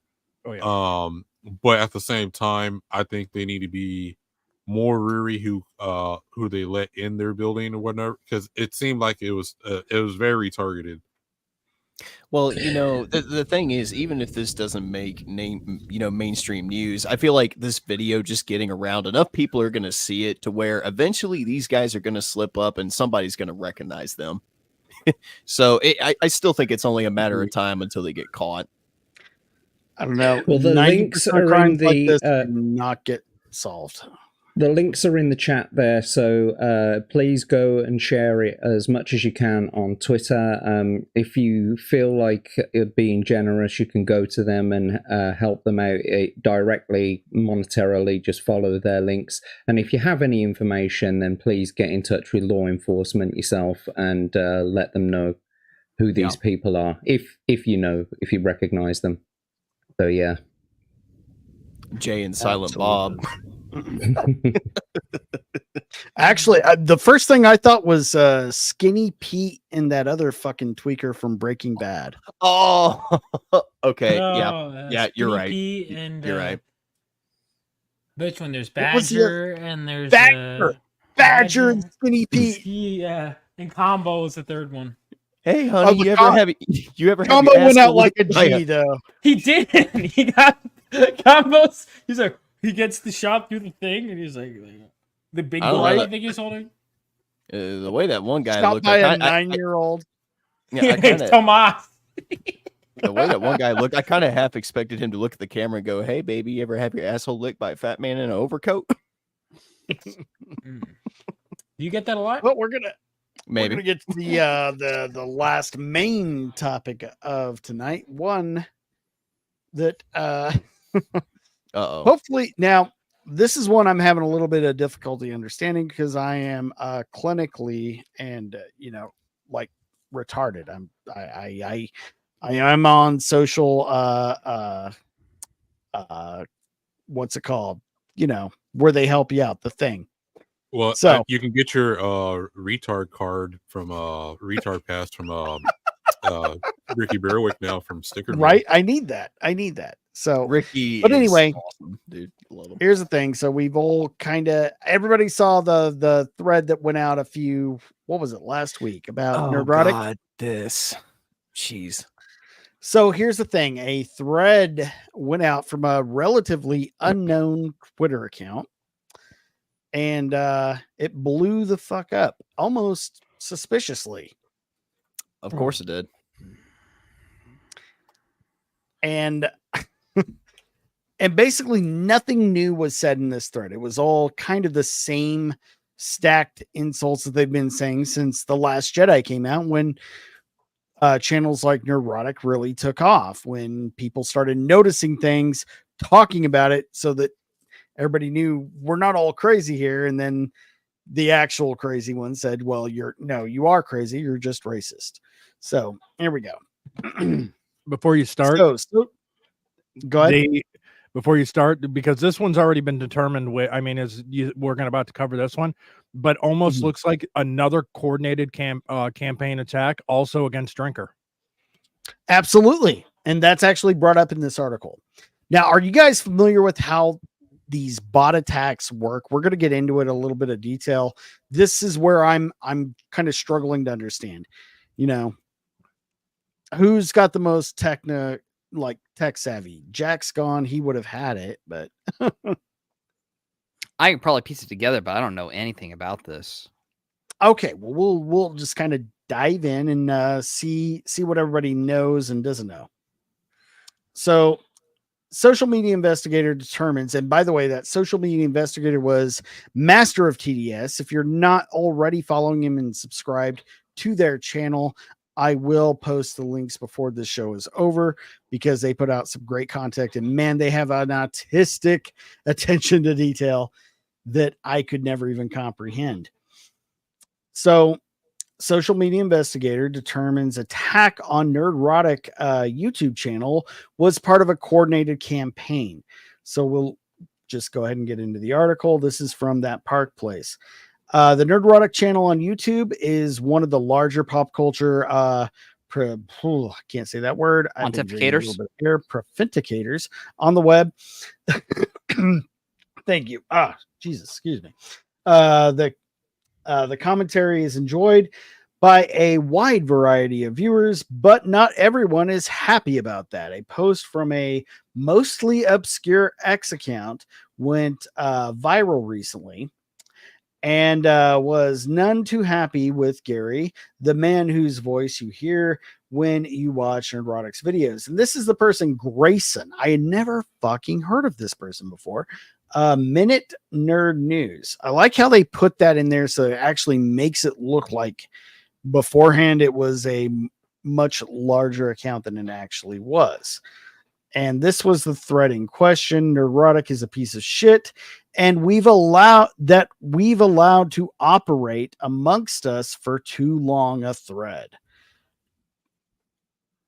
Now, just starting with that, just the fact that he starts at we've allowed someone else to hold opinions we disagree with for too long. Anybody want to chime in? Go ahead. I shared this thread to my Facebook page, and not my Facebook page, my X page, and I basically said, we're really doing this again. Like, these lowlifes really have nothing going for them. And I had a complete and total back and forth with somebody about this whole thing. And of course, they spouted that same old rhetoric about how, nerd and drinker are just racist, misogynistic, homophobic, without giving any ample evidence to back up the claims at all. And me and our good friend Strider just made him look like a damn fool. Well, I noticed one thing. Oh, go ahead. What I'm piecing together is this bot attack would be in regards on X, not on using mass bots to flag. Correct. Okay. So they're using bots to trend them to get this message out on unknown accounts that didn't have seemingly any following before. Okay, that kind of registers in my mind on what they mean by a bot attack now. Okay. And the way the thread starts off, it's also an indicator that they believe that the fandom in general is theirs and that they control it. They get to decide who is acceptable within it and who's not acceptable in it. Yeah, and if you go against our message and what we're trying to perpetuate, then you are evil. You are the enemy, and it's just a ridiculous way of thinking, dude. It is. It's impossible too, because if nerddom and fandoms were able to be unique individual clubs where we could gatekeep and keep people out, we wouldn't have the problem of where we are nowadays. Right. Yeah. We would have been able to kick the problem makers out, but no, we can't. We just understand that, hey, these are just people we are not going to socialize with. I know I've been playing Curse of Strahd live Saturdays. Somebody came after me a while back, for our streams because we're not using the new player's handbook that Wizards of the Coast just put out, the updated one that's got all the DEI stuff in it. Yeah, I came under fire because we're not using that to play the game. And I'm like, I don't need to. I've got the original player's handbook. I'm not shitting you. We went out after you for not using the updated. I'm not shitting you, dude. They're mad. Would you like me to use it? I could use more toilet paper. Someone is mad at us because we don't have gay orcs in our campaign, dude. Hail John's Longbox. That is a cool fucking dude right there who knows everything. Yeah, John's cool, dude. But yeah, it's just literally if you are against us, then you're not with us, man. It's so stupid. So, all right, let's get back to this and try to figure out what's going on here. All right. Do we even want to know what's going on? Yeah, absolutely, I do. Oh yeah, what I was going to bring up. This is my response to this actual thread. Okay. Not attacking anyone, just saying my exact quotes were that Gary was actually an inspiration to a lot of people. Yep. Yeah. And that he's given a voice to a sector of the fandom that has been otherwise silenced by the mainstream media. That was it. I've gotten more fucking shit for this. And the majority of the people coming after me are relatively new accounts with very limited followers. Though when you click on them, they are following the same group of people that I'm not going to bring up here. Free publicity, dude. You should have done what I did. You should have been black and taken a picture of Gary and posted about it. I wish I was. God damn it! Yeah, that would have been the best thing ever. You should have been black and taken. I gained over 100. I'll say I'll thank Grayson because of his hate. I gained over 100 followers on X. That guy can't. No, be with real. all the hate I got, I actually did too, and I wasn't even looking for that. But I think I gained like 80 fucking followers on Twitter. Nice. Oh wow. Yeah. Okay. Yeah. All I had to do is like, hey, if this guy is racist or whatever, then he just hangs out with this obviously white supremacists over here. Right. And Yeah. that's the thing. Like, they've never been to a fucking FNT meetup. They never actually met Gary. You know, like if that's a racist event as an FNT meetup, that's the most diverse clan meeting I've ever been at. Plus, Gary's from my neck of the woods in San Diego. So it's like, if you ever been to San Diego, it's one of the most diverse melting pots on the face of this earth without the whole, people trying to cut you up with like machetes and shit. So not Jack's part of the woods. Right? Yeah. But where we're from, we hang out with everyone. Everyone's cool with each other. It's doesn't not have its MSK. problems. Yes. But other than that, like we all love burritos. I just never got into the fucking pineapple on pizza like everyone else did. And but other than God awful pineapple on pizza. Fuck you guys. Pineapple on pizza is fucking incredible. You're a fucking communist. No, but Gary's Bitch, pineapple on pizza is fucking freedom. Okay. Like, oh no, you enjoy. Hey, just enjoy the fact that you don't have good taste buds. That's fine. That is American. No, I'll enjoy the fact that I fucking do have taste buds. Vagabond's just trying to finish his point. We're getting annihilated by freaking pineapple. Vagabond's like, oh no, what did I start? No, I'm just saying. But like, even when they do some of the meetups in San Diego with the FNT and everything, they do it in the gay part of town called Hillcrest. It's just like, oh man, he's such a white supremacist. No, he's not. You know, Iron, it's funny you mentioned you were gaining followers after this whole thing. When Homeboy had a meltdown about how we were playing Curse of Strahd, it's a little funny. That third stream we did gained a lot more viewership and I gained a lot more subs, you know, after that drama too. It's almost like if you just sit back and let them spout their bullshit, you know, other people are just going to go, maybe this person they're talking about ain't too bad. Been noticing that a lot. Apparently, I like more than one spicy thing in the world. Is that actually you? Or... No, that's not actually me. That's fine. Hi, MSK. Or Jack, I'm not sure. It'd be funny if it was EVS. He finally got to you, and now he wants to be. You finally got to him, and now he wants to be you. Shit. Hey, whatever you and Selena do in the privacy of your bedrooms between you, her, and God, all right? I'm just... Hey, I'm no stranger to pegging, but Disney is. Just don't come out of like a break and worth like powder on your nose. Oh, no. All right, so back to the fucking article. So how did an X account with only a couple thousand followers post a thread of hateful sentiments and suddenly blow up into a 5 million view trending topic across the internet? Well, it turns out that there is a social media analyst and investigator has discovered this might not have been by chance. Instead, it appears this visibility could have been a result of a coordinated effort to manipulate the way X functions, and it could be. Not to interrupt, but Vaughn Coleman has to go get out. Yeah. So give him a Oh, shout sorry out. about that. I'm sorry, dude. Yeah, sorry about that.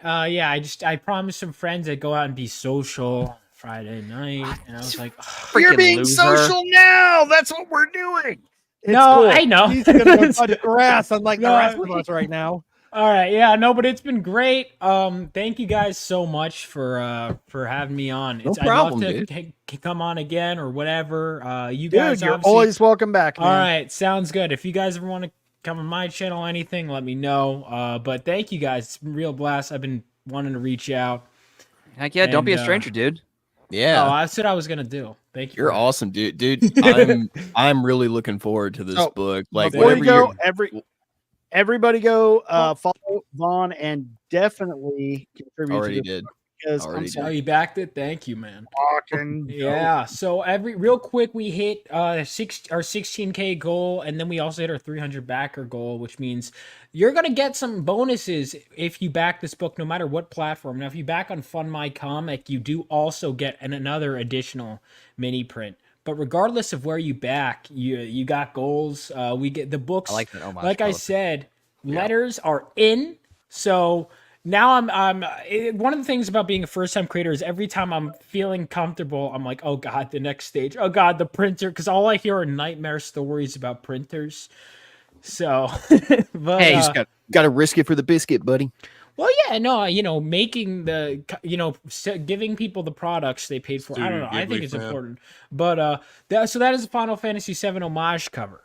So I was, yeah, because there's a part in the story where he looks up at this futuristic reactor, and I was like, oh my God, why don't I do a Final Fantasy VII homage cover? The new game's coming out, and I did that. It was great. We got a cover by my friend Rini. We got a cover by Buzz.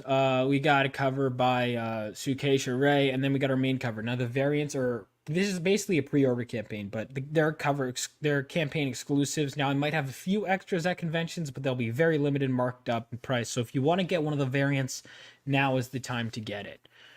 Okay.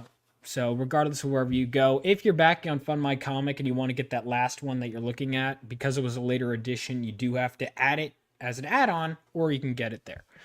But wherever you decide to back, I hope you do. Thank you guys. Also, I passed 1,000 on my YouTube channel. It's just my name, Vaughn Coleman. So wherever you decide to back or whatever, please do so. And thank you guys so much for having on.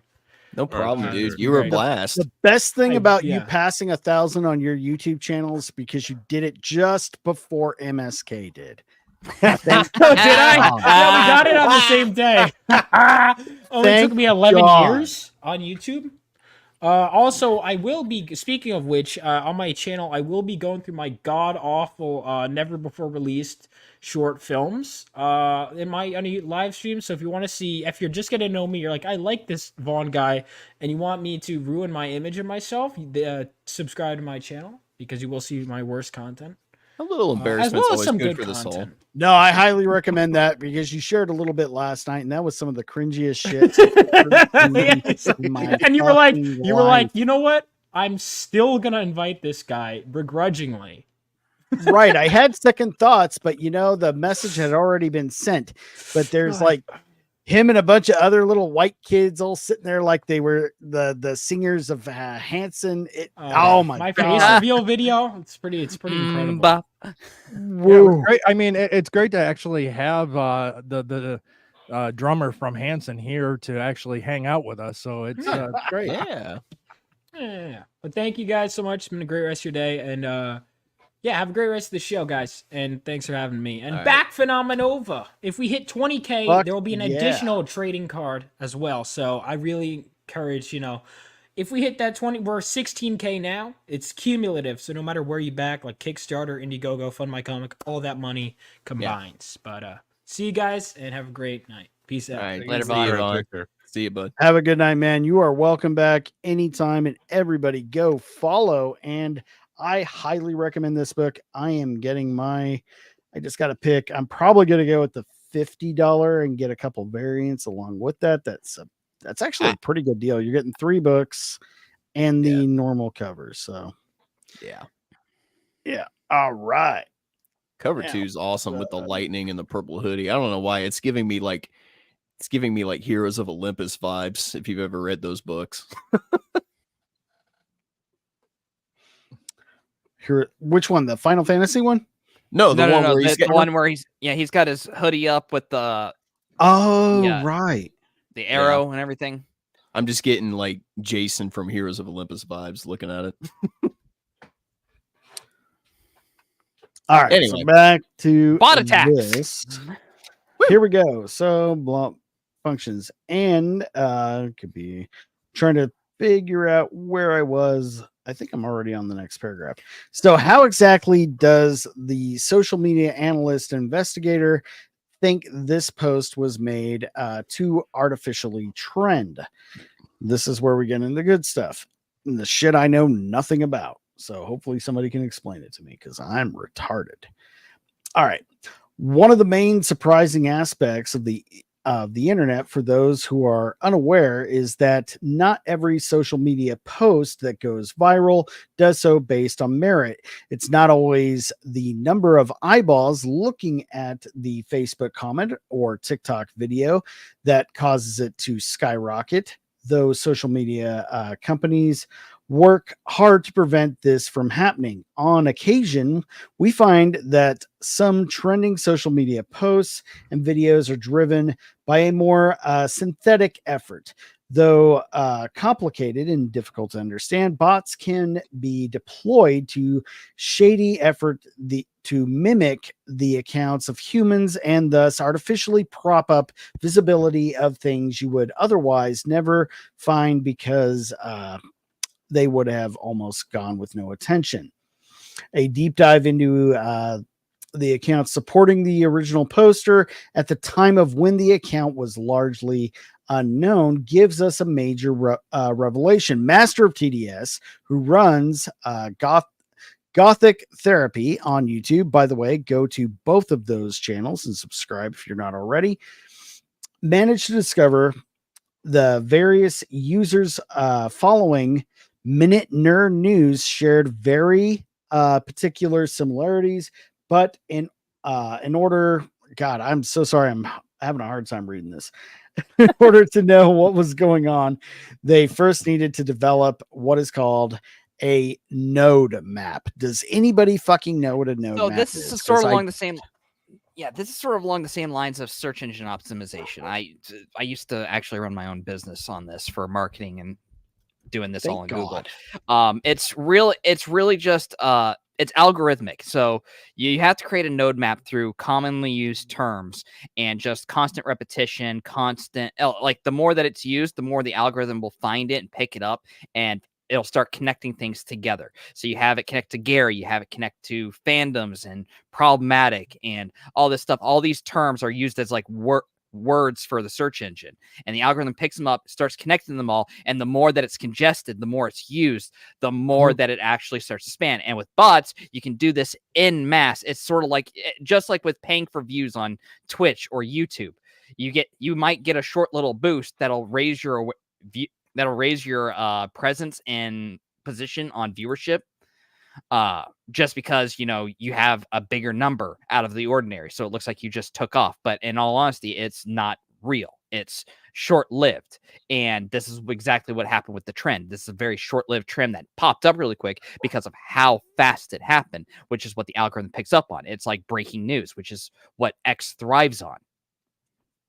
Yeah. Okay. So that's why this took off, So, and within the same day, no one saw it. Like, I didn't see this in my trending feed, and I've got nothing but nerd and music shit on it besides all the political stuff. Thanks, Phil Labonte. I mean, I just wanted to know how your tour was going with All That Remains, not how all the crap with Tim Waltz is going down. But it's nice to know that our possible next VP, had a stomach pump for horse semen, I guess. Yep. Oh my God. Well, I mean, that is important to know. When a communist has their stomach pumped for horse semen in the woods, does anyone actually hear it? They need to check. Thank God for Tim Levante, because yes, they do. Once again, I'm going Cenk Huger too for that. I guess I'm going to choose to remain innocent. I don't know what the fuck you guys are talking about. No, hey, we got to be comfortable in our progressivism, right? Okay, one man's socialism is another man's neighborliness. One's man horse is another man's milkshake. All right, moving on. Bestiality is still a crime in all 50 states. Good. It should stay that way. At first, TDS and his partners thought the node map looked normal and there were no shenanigans at play. That is until they ran another calculation.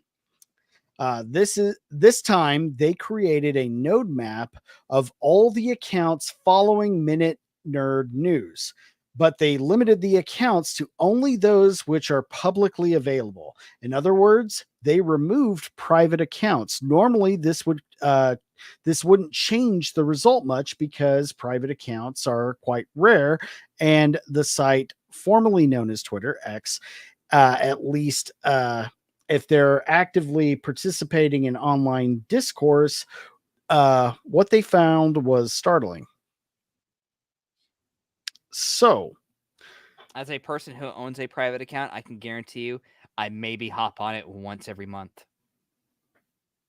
Hey, you got to. So what they're saying is there was a suspicious amount of private accounts that normally wouldn't exist, amplifying the signal to this particular thread. Am I wrong there? Okay, so I'm not as dumb as I thought, but probably am.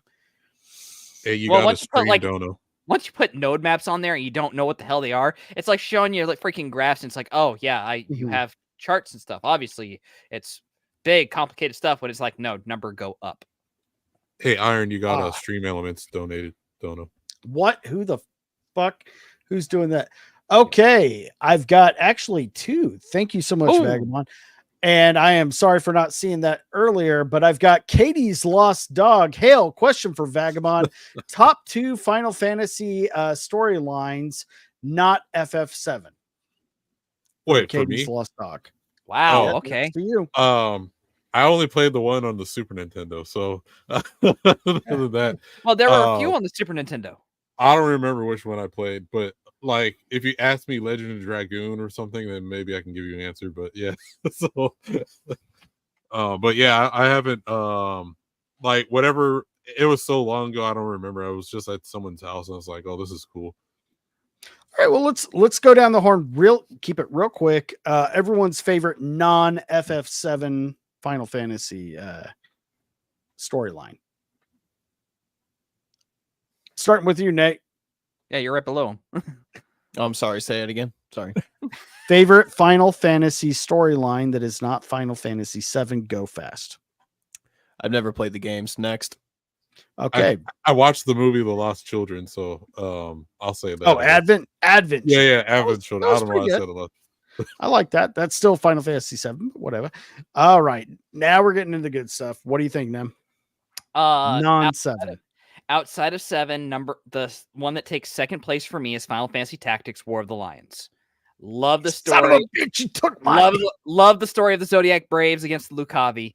Absolutely gorgeous. I hated 12 though. That was an abomination. Fuck you, Van. And then the second one, do I go with? See, that's a toss-up because 6 brought in a lot of good mechanics that fed into the later franchises of the game, had a diverse cast. It was really fun. But 4 was where it all started for me. And Righty is my gal. Yeah, I'm going to go with 4. All right.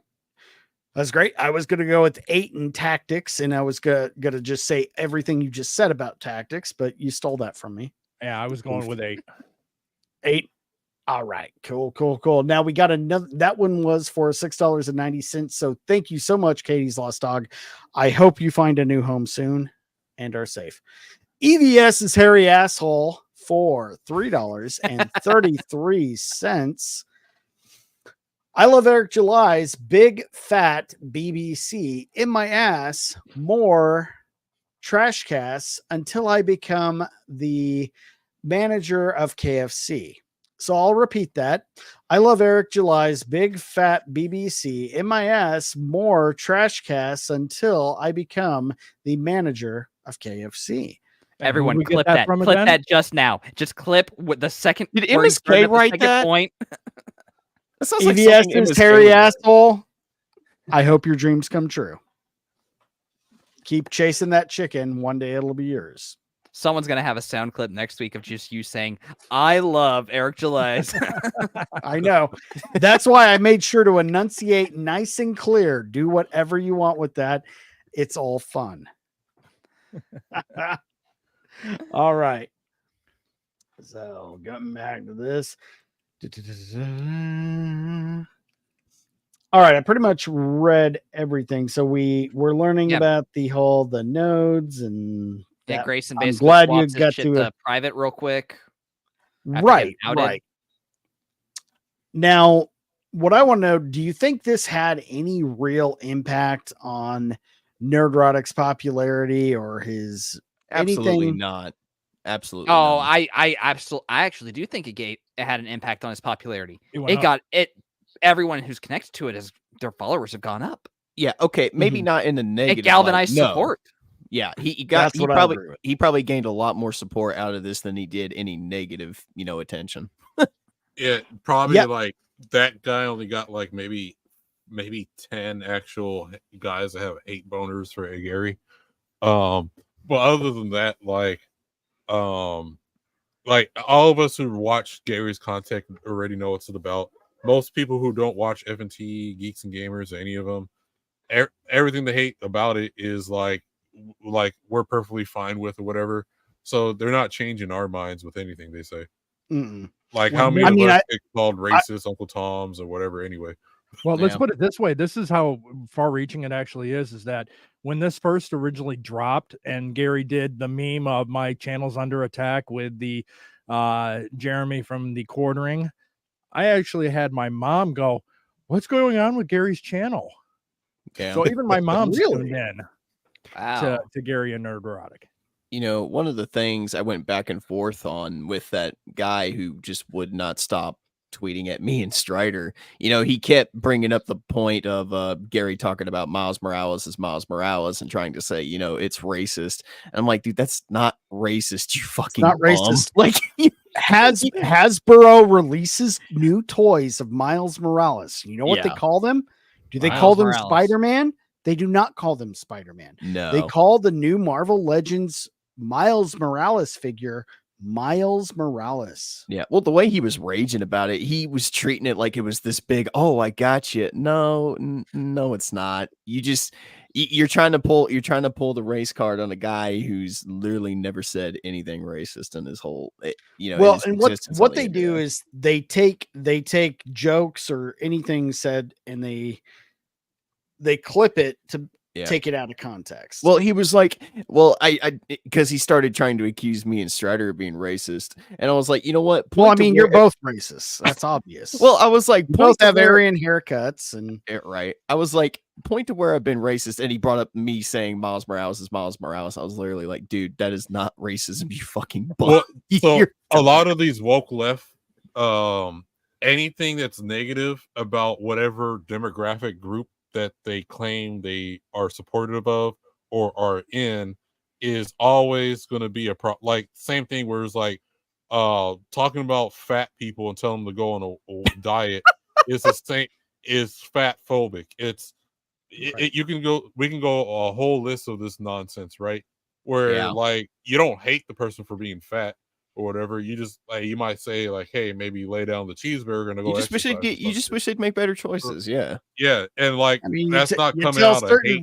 You tell certain British people to stop stabbing other British people, and I mean, But like we got observations on certain things too. So like, yeah, a lot of black people like watermelon, and if you don't like watermelon, there's something wrong with you. I'm just saying. I didn't steal that from Dave Chappelle, but like I love Dave just Chappelle. No matter what it is, it's like if you're not allowed to have anything negative on a certain group, or you get deemed whatever phobe that is what you can make up about whatever certain group, and there's no absolute logic behind it. It's 100% true. And I know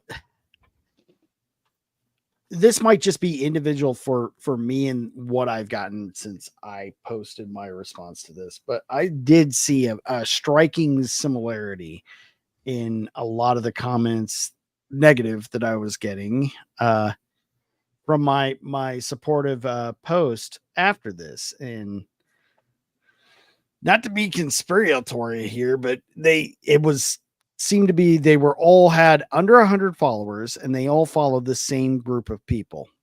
And I'm going to go ahead and just lay that out there. It was Dick Masterson, Vito, Ethan Van Sciver, Frog Tony, Katie did.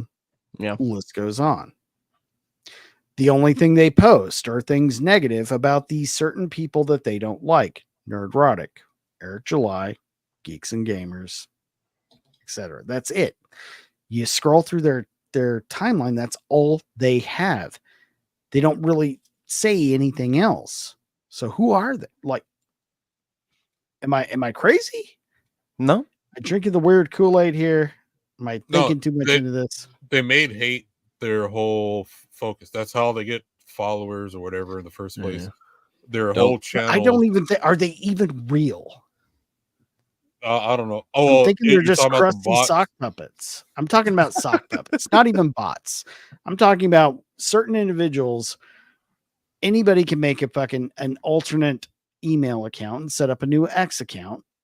They can keep that for a long time for whatever they need it for. And if all they need it for is to go after and amplify to make it seem like more people are against someone else that they don't like than is actually true. Am I making sense here, or does this just sound? Is in my head? It's the normal. I feel like I'm taking crazy pills. No, well, it's you the are, normal but climate of the internet. It's justified. It's bound to happen anyway. It's the internet, so like any of us can have 10, 15 emails, and just I've only got 5. That's enough. But like, you can make another email tomorrow, and then call it whatever names. It's like, it's not like there's an ID verification check. It's something that the UK probably wants you to do, but other than that, like, you can make whatever account you want and then hide behind it or whatever. So honestly, it's stuff like that's bound to happen. Best thing we can do is just keep doing what we're doing and have fun. Well, yeah, you're 100% right there. So this is a little side note, but did you guys know that Strider smokes on a pipe? Do I say again? He smokes a pipe. I wanted to. I held back. I wanted to mention on that photo, and I'm just like, so you went to Anime Matsuri and to prep for it. You were just like, hey, can you give me the Nick Ricada? Hold on a second. Hold on. Yeah, you got to share. I'll share it. Hold on a second. That angle is not his angle. It is not flattering. All right, there we go. Seriously, it looked like he went to a stylist. He was like, "Give me the Nick Ricada." Oh God. Oh, Strider, what are you doing, buddy? How many times a day do you think he gets asked if he's Nick Ricada? Like, I love him to death, but I don't know. I've been playing. I don't know. Nick Ricada's aged like 57 years. He's aged like milk, not wine. Yeah, he looks like a young Nick Ricada right now. It's just like, my dude, just give yourself a bit of a side profile so people can tell the difference. Looking straight on, you look just like him. You gotta give him a little bit of that nose so they can tell the difference. Yeah. Selena said, "Oh, leave Strider alone." We love Strider. Yeah, we love him. We miss him. But that's the thing. So we're gonna give him shit. But that's the thing. When you're friends, you can pick on each other. You pick on each other after you become friends, not before. No, I ain't gonna lie. I've been meaning to buy one of them pipes. I'm not a smoker, so you wouldn't catch me. I mean, I'm not putting tobacco in it. That's just what I'm saying. Of course, you're not putting tobacco in it. That's the only reason I would have one too. I would have it just for flair. I wouldn't even be smoking anything out of it. I'd just put it in my mouth and fuck it. Ooh, Clip that. Clip it. Recreational's Let's on put the it in his ballot mouth. this year. No, shut up, drunken. Shut your mouth.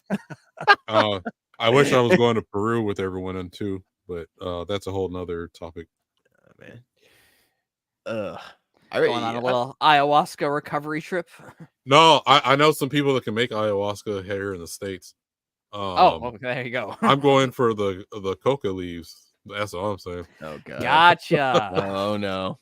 You know, No, I really wanted. I'll be in Peru next year, but yeah, it was that, and I saw someone take a picture of a sandwich and post it in one of our Discord groups. I'm like, okay, I'm gonna come down to Peru next year.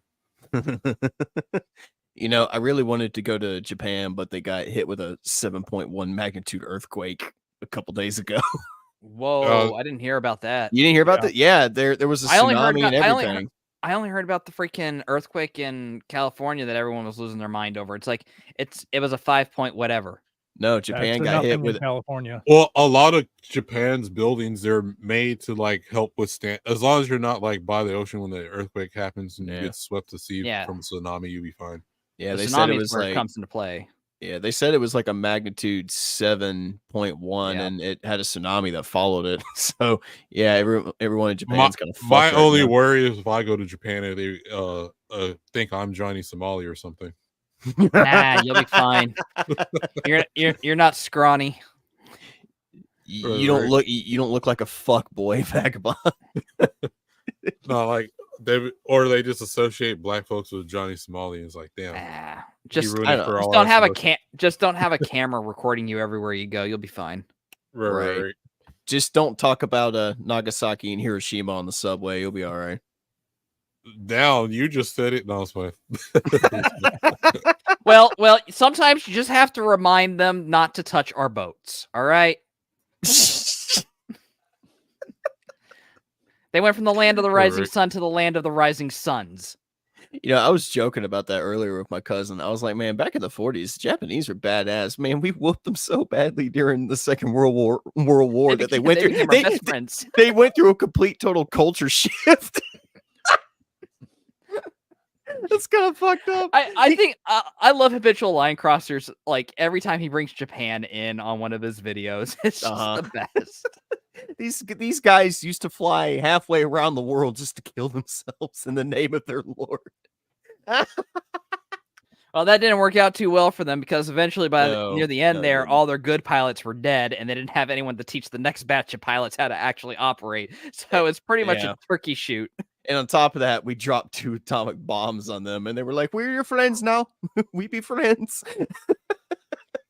You know what? FAFO. It worked. Of course, they didn't realize that that's all we had was 2. Like, shit, what if they don't surrender after the second time? Well, I guess we keep fighting. Make more. Make more. Keep them coming, Oppenheimer. We obviously had enough material to make plenty more for the Bikini Atoll experiments. Someone call Cillian Murphy. Tell him we need another one right now.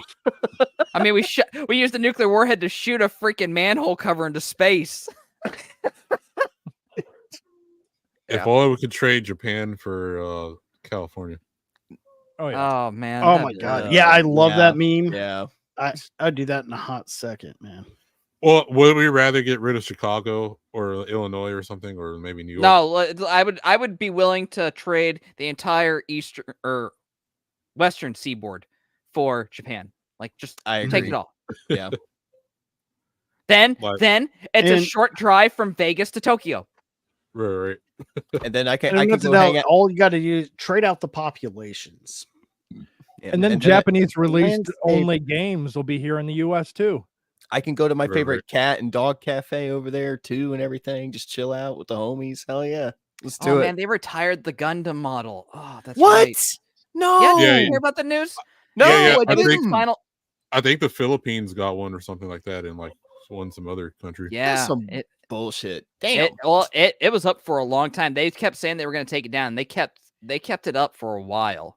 It's gorgeous over there, dude. I've often said if I could learn how to speak fluent, proper Japanese, I'd probably live over there. I'm not even playing. I like my guns too much to live over there. I mean, it seems a lot more. It seems a lot more peaceful over there than it does over here. I'll be honest. No, like I ain't moving anywhere without my guns going with me. So I actually had a discussion with someone over this. It's like the reason that Japan's culture doesn't seem as much problems with us isn't because of a gun problem. It's because culturally they have their identity, whereas with us, we're in the middle of a fight to maintain it, while so many people want to tear away with it and just have anyone's culture come in and replace ours. Yeah. Well, our immigrants don't assimilate to American culture anymore. So and Japan is actually having that same struggle right now because of who they have in power. They are starting to import more immigration. And it's conflicting with everything that Japan and the people of Japan stand for. Well, they're starting to deport people. I know the guy who wrote Love Hina, one of my favorite series as well. That's a harem series. Of course but, it is. Yeah, so he joined the Congress and stuff in Japan to stop Western influence going in there and everything. And so that's again one of my favorite series, Love Hina. I have a Love Hina figure in here somewhere. It doesn't surprise me that they were influenced by us, especially since they were so reliant upon our economy post World War II rebuilding, and we became the world's major trade nation when we became the world reserve currency. And so it's not surprising that our influence, the Western influence, is going to spread throughout the rest of the world as long as they're using it. But at the same time, I strongly believe nations like Japan, Korea, anyone of the like needs to still maintain their own cultures and identity. It is important to maintain those going forward because America, we have our identity as Americans, but at the same time, we also have identities in certain states. Yep. And when you have states that are larger than most countries in the world, you're going to have differences in opinions, differences in values. And we used to be able to respect that and still be together as a people. Nowadays, so many people just demand that you bend the knee to the people who rule Chicago, New York, DC, California, LA.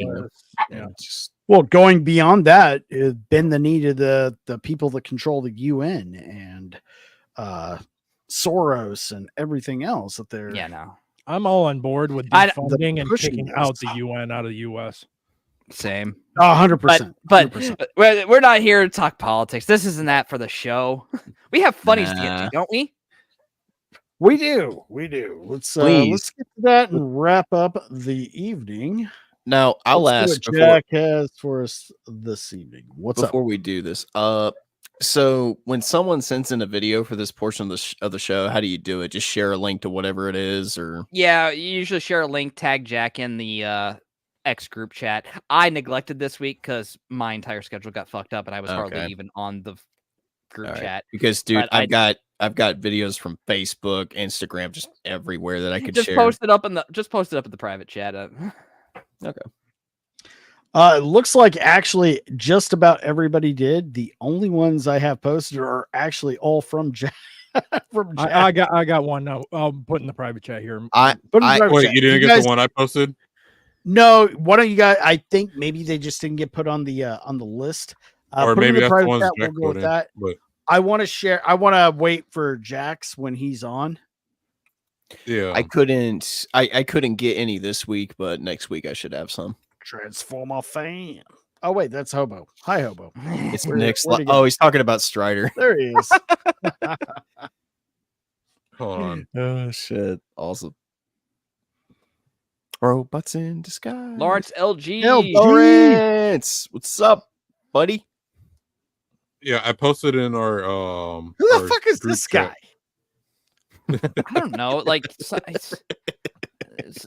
apparently some doctorate father or some shit that's supposed to be barbaric. Suave dad. Who the fuck is this queen?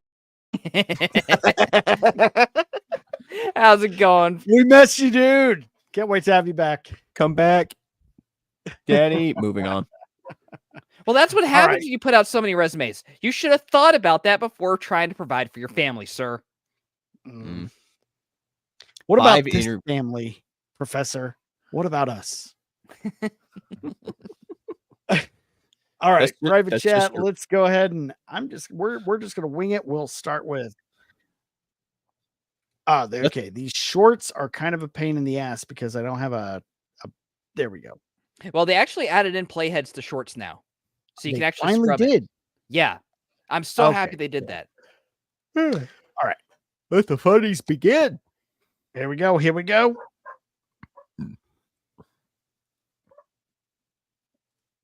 Is that Thor or Butters? I'm hearing a dog. Might be. Deal. Faye, very well. When you return home tonight, your mother will be in pristine health again. It will like she never felt ill at all. Even the memory of her suffering will fade. Thank you so much. She means everything to me. I know.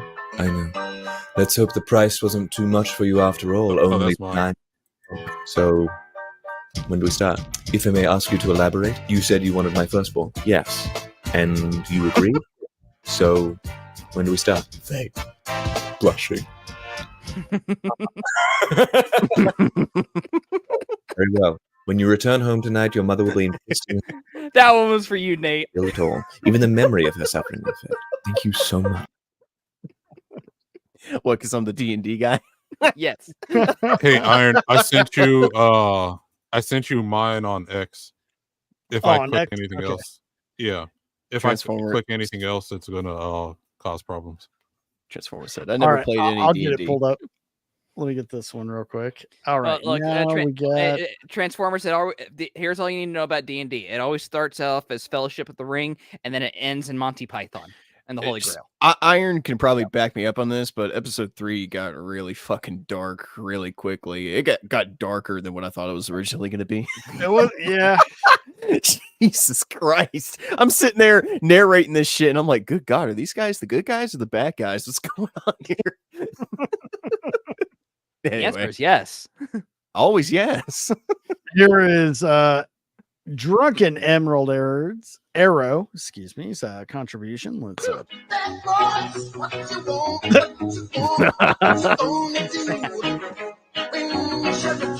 that's what happened to my plants in the backyard.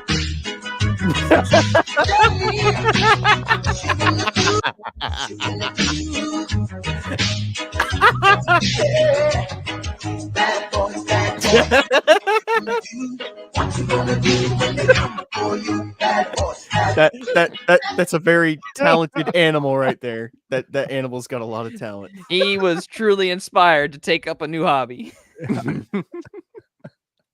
I know I've heard of the expression ass up, but that was just ridiculous. Oh man. Selena, can you get Thor or Butters to do that? That would be impressive. Butters, maybe. Thor, no fucking chance. His head, like, if he did that, he would just start fucking rolling over. God, I want to get the Cannot Fucking Run song. Thor would just go into a continuous cartwheel if he tried. Okay, we're gonna stop this one around the 2-minute and 34-second mark, but this is hilarious. Okay. 2:34. Okay, I'll watch the clock. On November 10th, 2023, officers responded to a call regarding a woman suspected of shoplifting. I don't like where this is going. Yeah, she's like the zoomies. We're both law enforcement too. I don't know.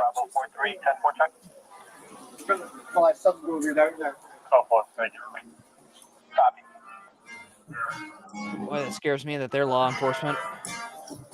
Yeah. Come here. Don't buck. Go over there. Wow. Come here. They're flexing. Stop! In the name of the law! Oh! I need my phone.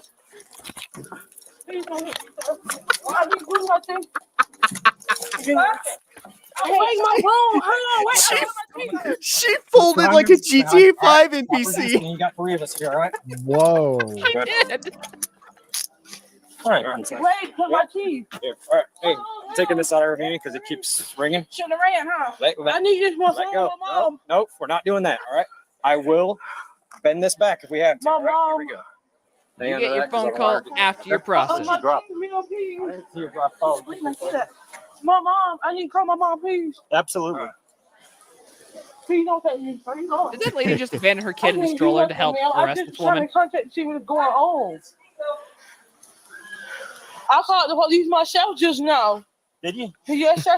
Oh. Did she lose some teeth? Why is she That's talking what I'm like saying. that? That's why I thought I was trying to Yes, yeah. complain me for what I just did. And I just got the phone with them. And that's all I didn't do anything. We're gonna stop at where Sir, the please, cop sir, says a ma'am. punchline, which I think is hilarious. Sir, please.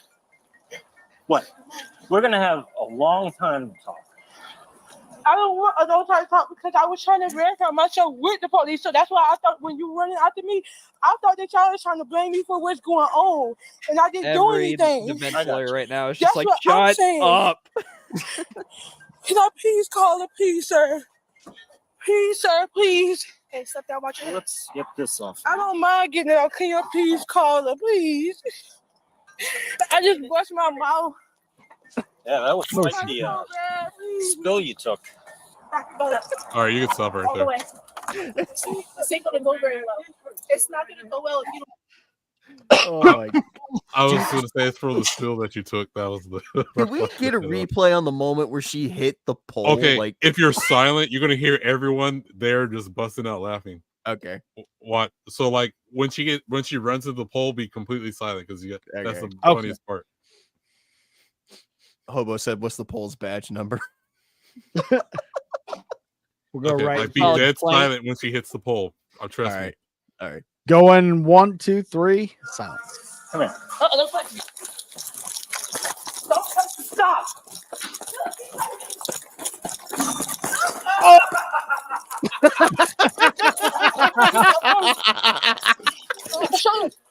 Dude, Oh man! Did you hear the sound the pole made? The ding. Wait, my room. Wait, I saw my teeth. Okay. Put it behind your behind. All right. I'll do this thing. She That's why says it. she's I need talking my so teeth. fucked up. She knows. She actually lost teeth. She's like, I need my teeth.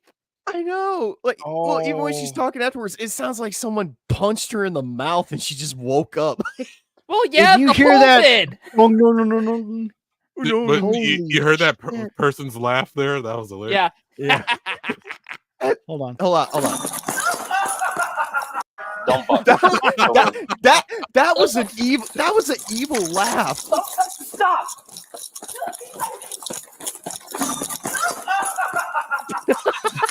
I need my phone. Shut up. Please don't. I need to. Oh my god. That guy laughing is plotting world domination right now. Did you hear how maniacal that was? Oh my freaking That was probably the God. highlight of his week right there. He sounded so happy. Holy crap. I was having a shit day, and then I saw that. It just brightened it up. She flipped mid-air like she was a GTA 5 NPC. Like This she got guy hit went by... full ragdoll physics. Exactly. How'd she do that? Holy shit. Oh, we my live in a. God. That's it. We live in a GTA RP server. That is what's going on nowadays. Uh-oh. It doesn't Here disprove simulation theory. Here is JackTarLad's contribution. Oh no.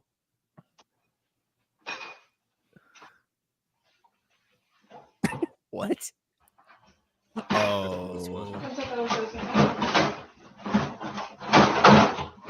Can you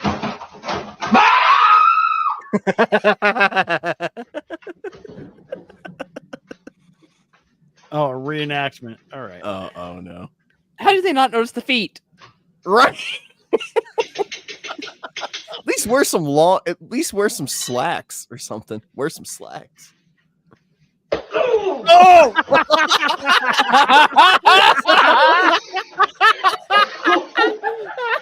All right, when you go to spank someone, why would you go middle? Why would you go middle? You're just cupping for the fart box with that one.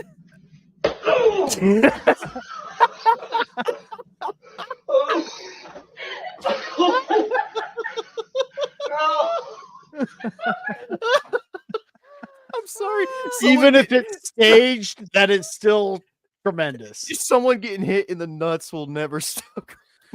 Hey, it was a whole category on America's Funniest Home Videos, you know. I could see Selena doing that to Iron. Like Iron's just trying to troll her, and she just bam. Are you kidding? She does that on request.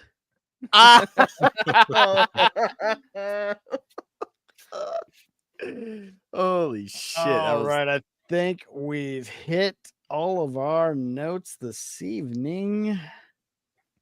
And that's it. So we are going to wrap it up here. Does anybody have any final thoughts of anything we've talked about this evening or anything they want to share? I pretty much got mine out. I like turtles. Hey. I'll give some words of wisdom for the whole Nerdrotic and drinker, thread situation. If you're going to run your mouth about somebody, you probably want to do some research first, just to make sure you don't look like a fool after you get done spewing the bullshit that comes out of your mouth, because there's a lot of people on the internet right now looking absolutely stupid because they're just buying into the bullshit that people like EVS have, spread about these guys. It's dumb, dude. If you're going to run your mouth about somebody, do your research first. Otherwise, you're just going to look stupid at the end of the day. That's it. Right. Like somebody who forgets that they highlighted a comment on one screen while working on another, right, and forgot to take it off for about, what was it, like half an hour? Something. Yeah. Your show. Right, I'm not going to tell you how to run it. Thanks. I know I can appreciate. I can count on you guys. Awesome. I think we had a really good show. Everybody go check out Vaughn Coleman. Check out that comic book. In fact, just God, it looks so because good. I'm about to right after we get off here, trying to figure out if I want one or two or three variant covers. So everybody should be processing that same dilemma. Yeah. We're gonna go around the horn, and starting with, we'll just go this way. Nate, what do you got going on this week? Tell everybody where you at. Still got some reviews I'm working on. I've been slacking off, which I hate admitting, but just been working a lot, dealing with a lot of other stuff. But I think I'm going to hold off going to the theater this weekend. That way I can actually focus on just getting those reviews done and getting them up. Plus, there's not a lot of really appealing stuff coming out this weekend. I mean, the new Borderlands movie came out, which is getting absolutely eviscerated. Cuckoo came out this weekend. It's a new neon horror film, which I'm always down for some elevated horror. Ugh. So I might check that out after I'm done with these current reviews I'm working on. Other than that, Curse of Strahd episode 4 is next weekend. Iron, I know we need to get everybody leveled up to level 2 before we start that. So I might start reaching out to my players to, see if maybe, hey, we can get everybody leveled up before the next session. Other than that, just trying to find the right time to stream some games on the game channel as well. And that's about it for me. Awesome. Vagabond, what's going on, dude? Nothing much. You probably see me on more streams more often. Now that I'm not working. So kind of making up my own schedules now, and then I'll probably be uploading more videos instead of once every blue moon. He's a free man, guys. Right. Officially. I'm trying not to make any racially insensitive stuff, but it's I'll do that for you. You already did. So you might as well just roll with it at this point. Vagabond Unchained. Oh right? No. Yeah, so I'm just free man. Yeah, so maybe my white side's coming out and now more. I don't know. This is what whitewashing really looks like, guys. Anyway. All right. So Drunken Emerald, Arrow, good sir. Thank you for filling in tonight. And what do you got going on this week? We got Friday banger tonight on MSK's channel. Then I'll be back on with MSK tomorrow night. And then again on Monday night. That's Jesus. A lot of MSK. It's a lot of MSK. How do you do it? Well, it's a contract that I'm stuck under. I mean, threaten lawsuits if I try to back out of the contract, and it's just easier just to go along with it and be there. So MSK's Bob Iger? All right. Vagabond gets Yeah, his I was freedom and under the Emerald- same contract. I just treated it like a credit card bill, and I just stopped returning the phone calls and ignored it. It just went away. Well, he keeps saying he's paying in cloud, and he keeps saying checks in the mail, and I've still not seen a check. I've seen no check and no clout. My Curse of Strahd streams seem to be doing fine without him. I'm just saying. Oh, sorry to say it out loud. Oops. Nemesystemic, what is up, dude? What do you got going on this week? Well, we this next week we are going into the full song arrangement of what I need to finish writing this weekend. Basically my whole new song is just going to is about like the stress of society's expectations on me growing up, and nowadays, like the lies that were sold, the hope that we were sold on of being everything you could be, and then just finding out that that's one big fucking fairy tale. So that's gonna be a fun song. It's gonna be a little spiteful, a little angry at basically our overlords in our lives. So and- some emo music. Dude. I'm down for that. And then subscriber numbers keep going up. I appreciate everyone who tunes in and continues to support me on this journey. It's been a blast. I'm on my way to 100, and I can make it by this month or next month. So who knows? So you're doing a cover for Jason Aldean's "Try That in a Small Town"? No, not that. No, different subject matters on going against people. We're not going against Soros funded foundations. We're going against like the Department of Education. Yeah. Wow. What? Sounds like a tune you can dance to. Oh yeah. Well, it is electronic dance music, so you'll at least be able to headbang to it. No, I'm actually having a lot of fun with this, and it's been a blast. Just actually finally getting to work and having the project going and sticking with it. Yeah, has its ups, has its downs. We'll continue on being that way. Oh, one other thing, I am on my way of getting my distribution system all set up and going. I'm signing up with a distributor. I've narrowed it down to 3 of them right now. Once I finally figure that out and sign the paperwork and everything, I'll be able to start getting my music up on Spotify, get my verified artist on YouTube, and yeah, we will be looking like an actual professional here soon. Fuck yeah. That is dope, dude. Badass. Well, as for me, you guys know where to find us every Friday, 5:30 p.m. PST or PDT or whatever. It's Pacific time. Avocado time, as Diesel would always say. And always joined by these same fine gentlemen right here. And probably going to go on MSKs tonight. We'll see. And I guess that's about it. You know what to do. Please like, share, and subscribe. Thanks for hanging out, and we'll see everybody again next week. Thanks for tuning in, guys. And where's the outro video? There it is.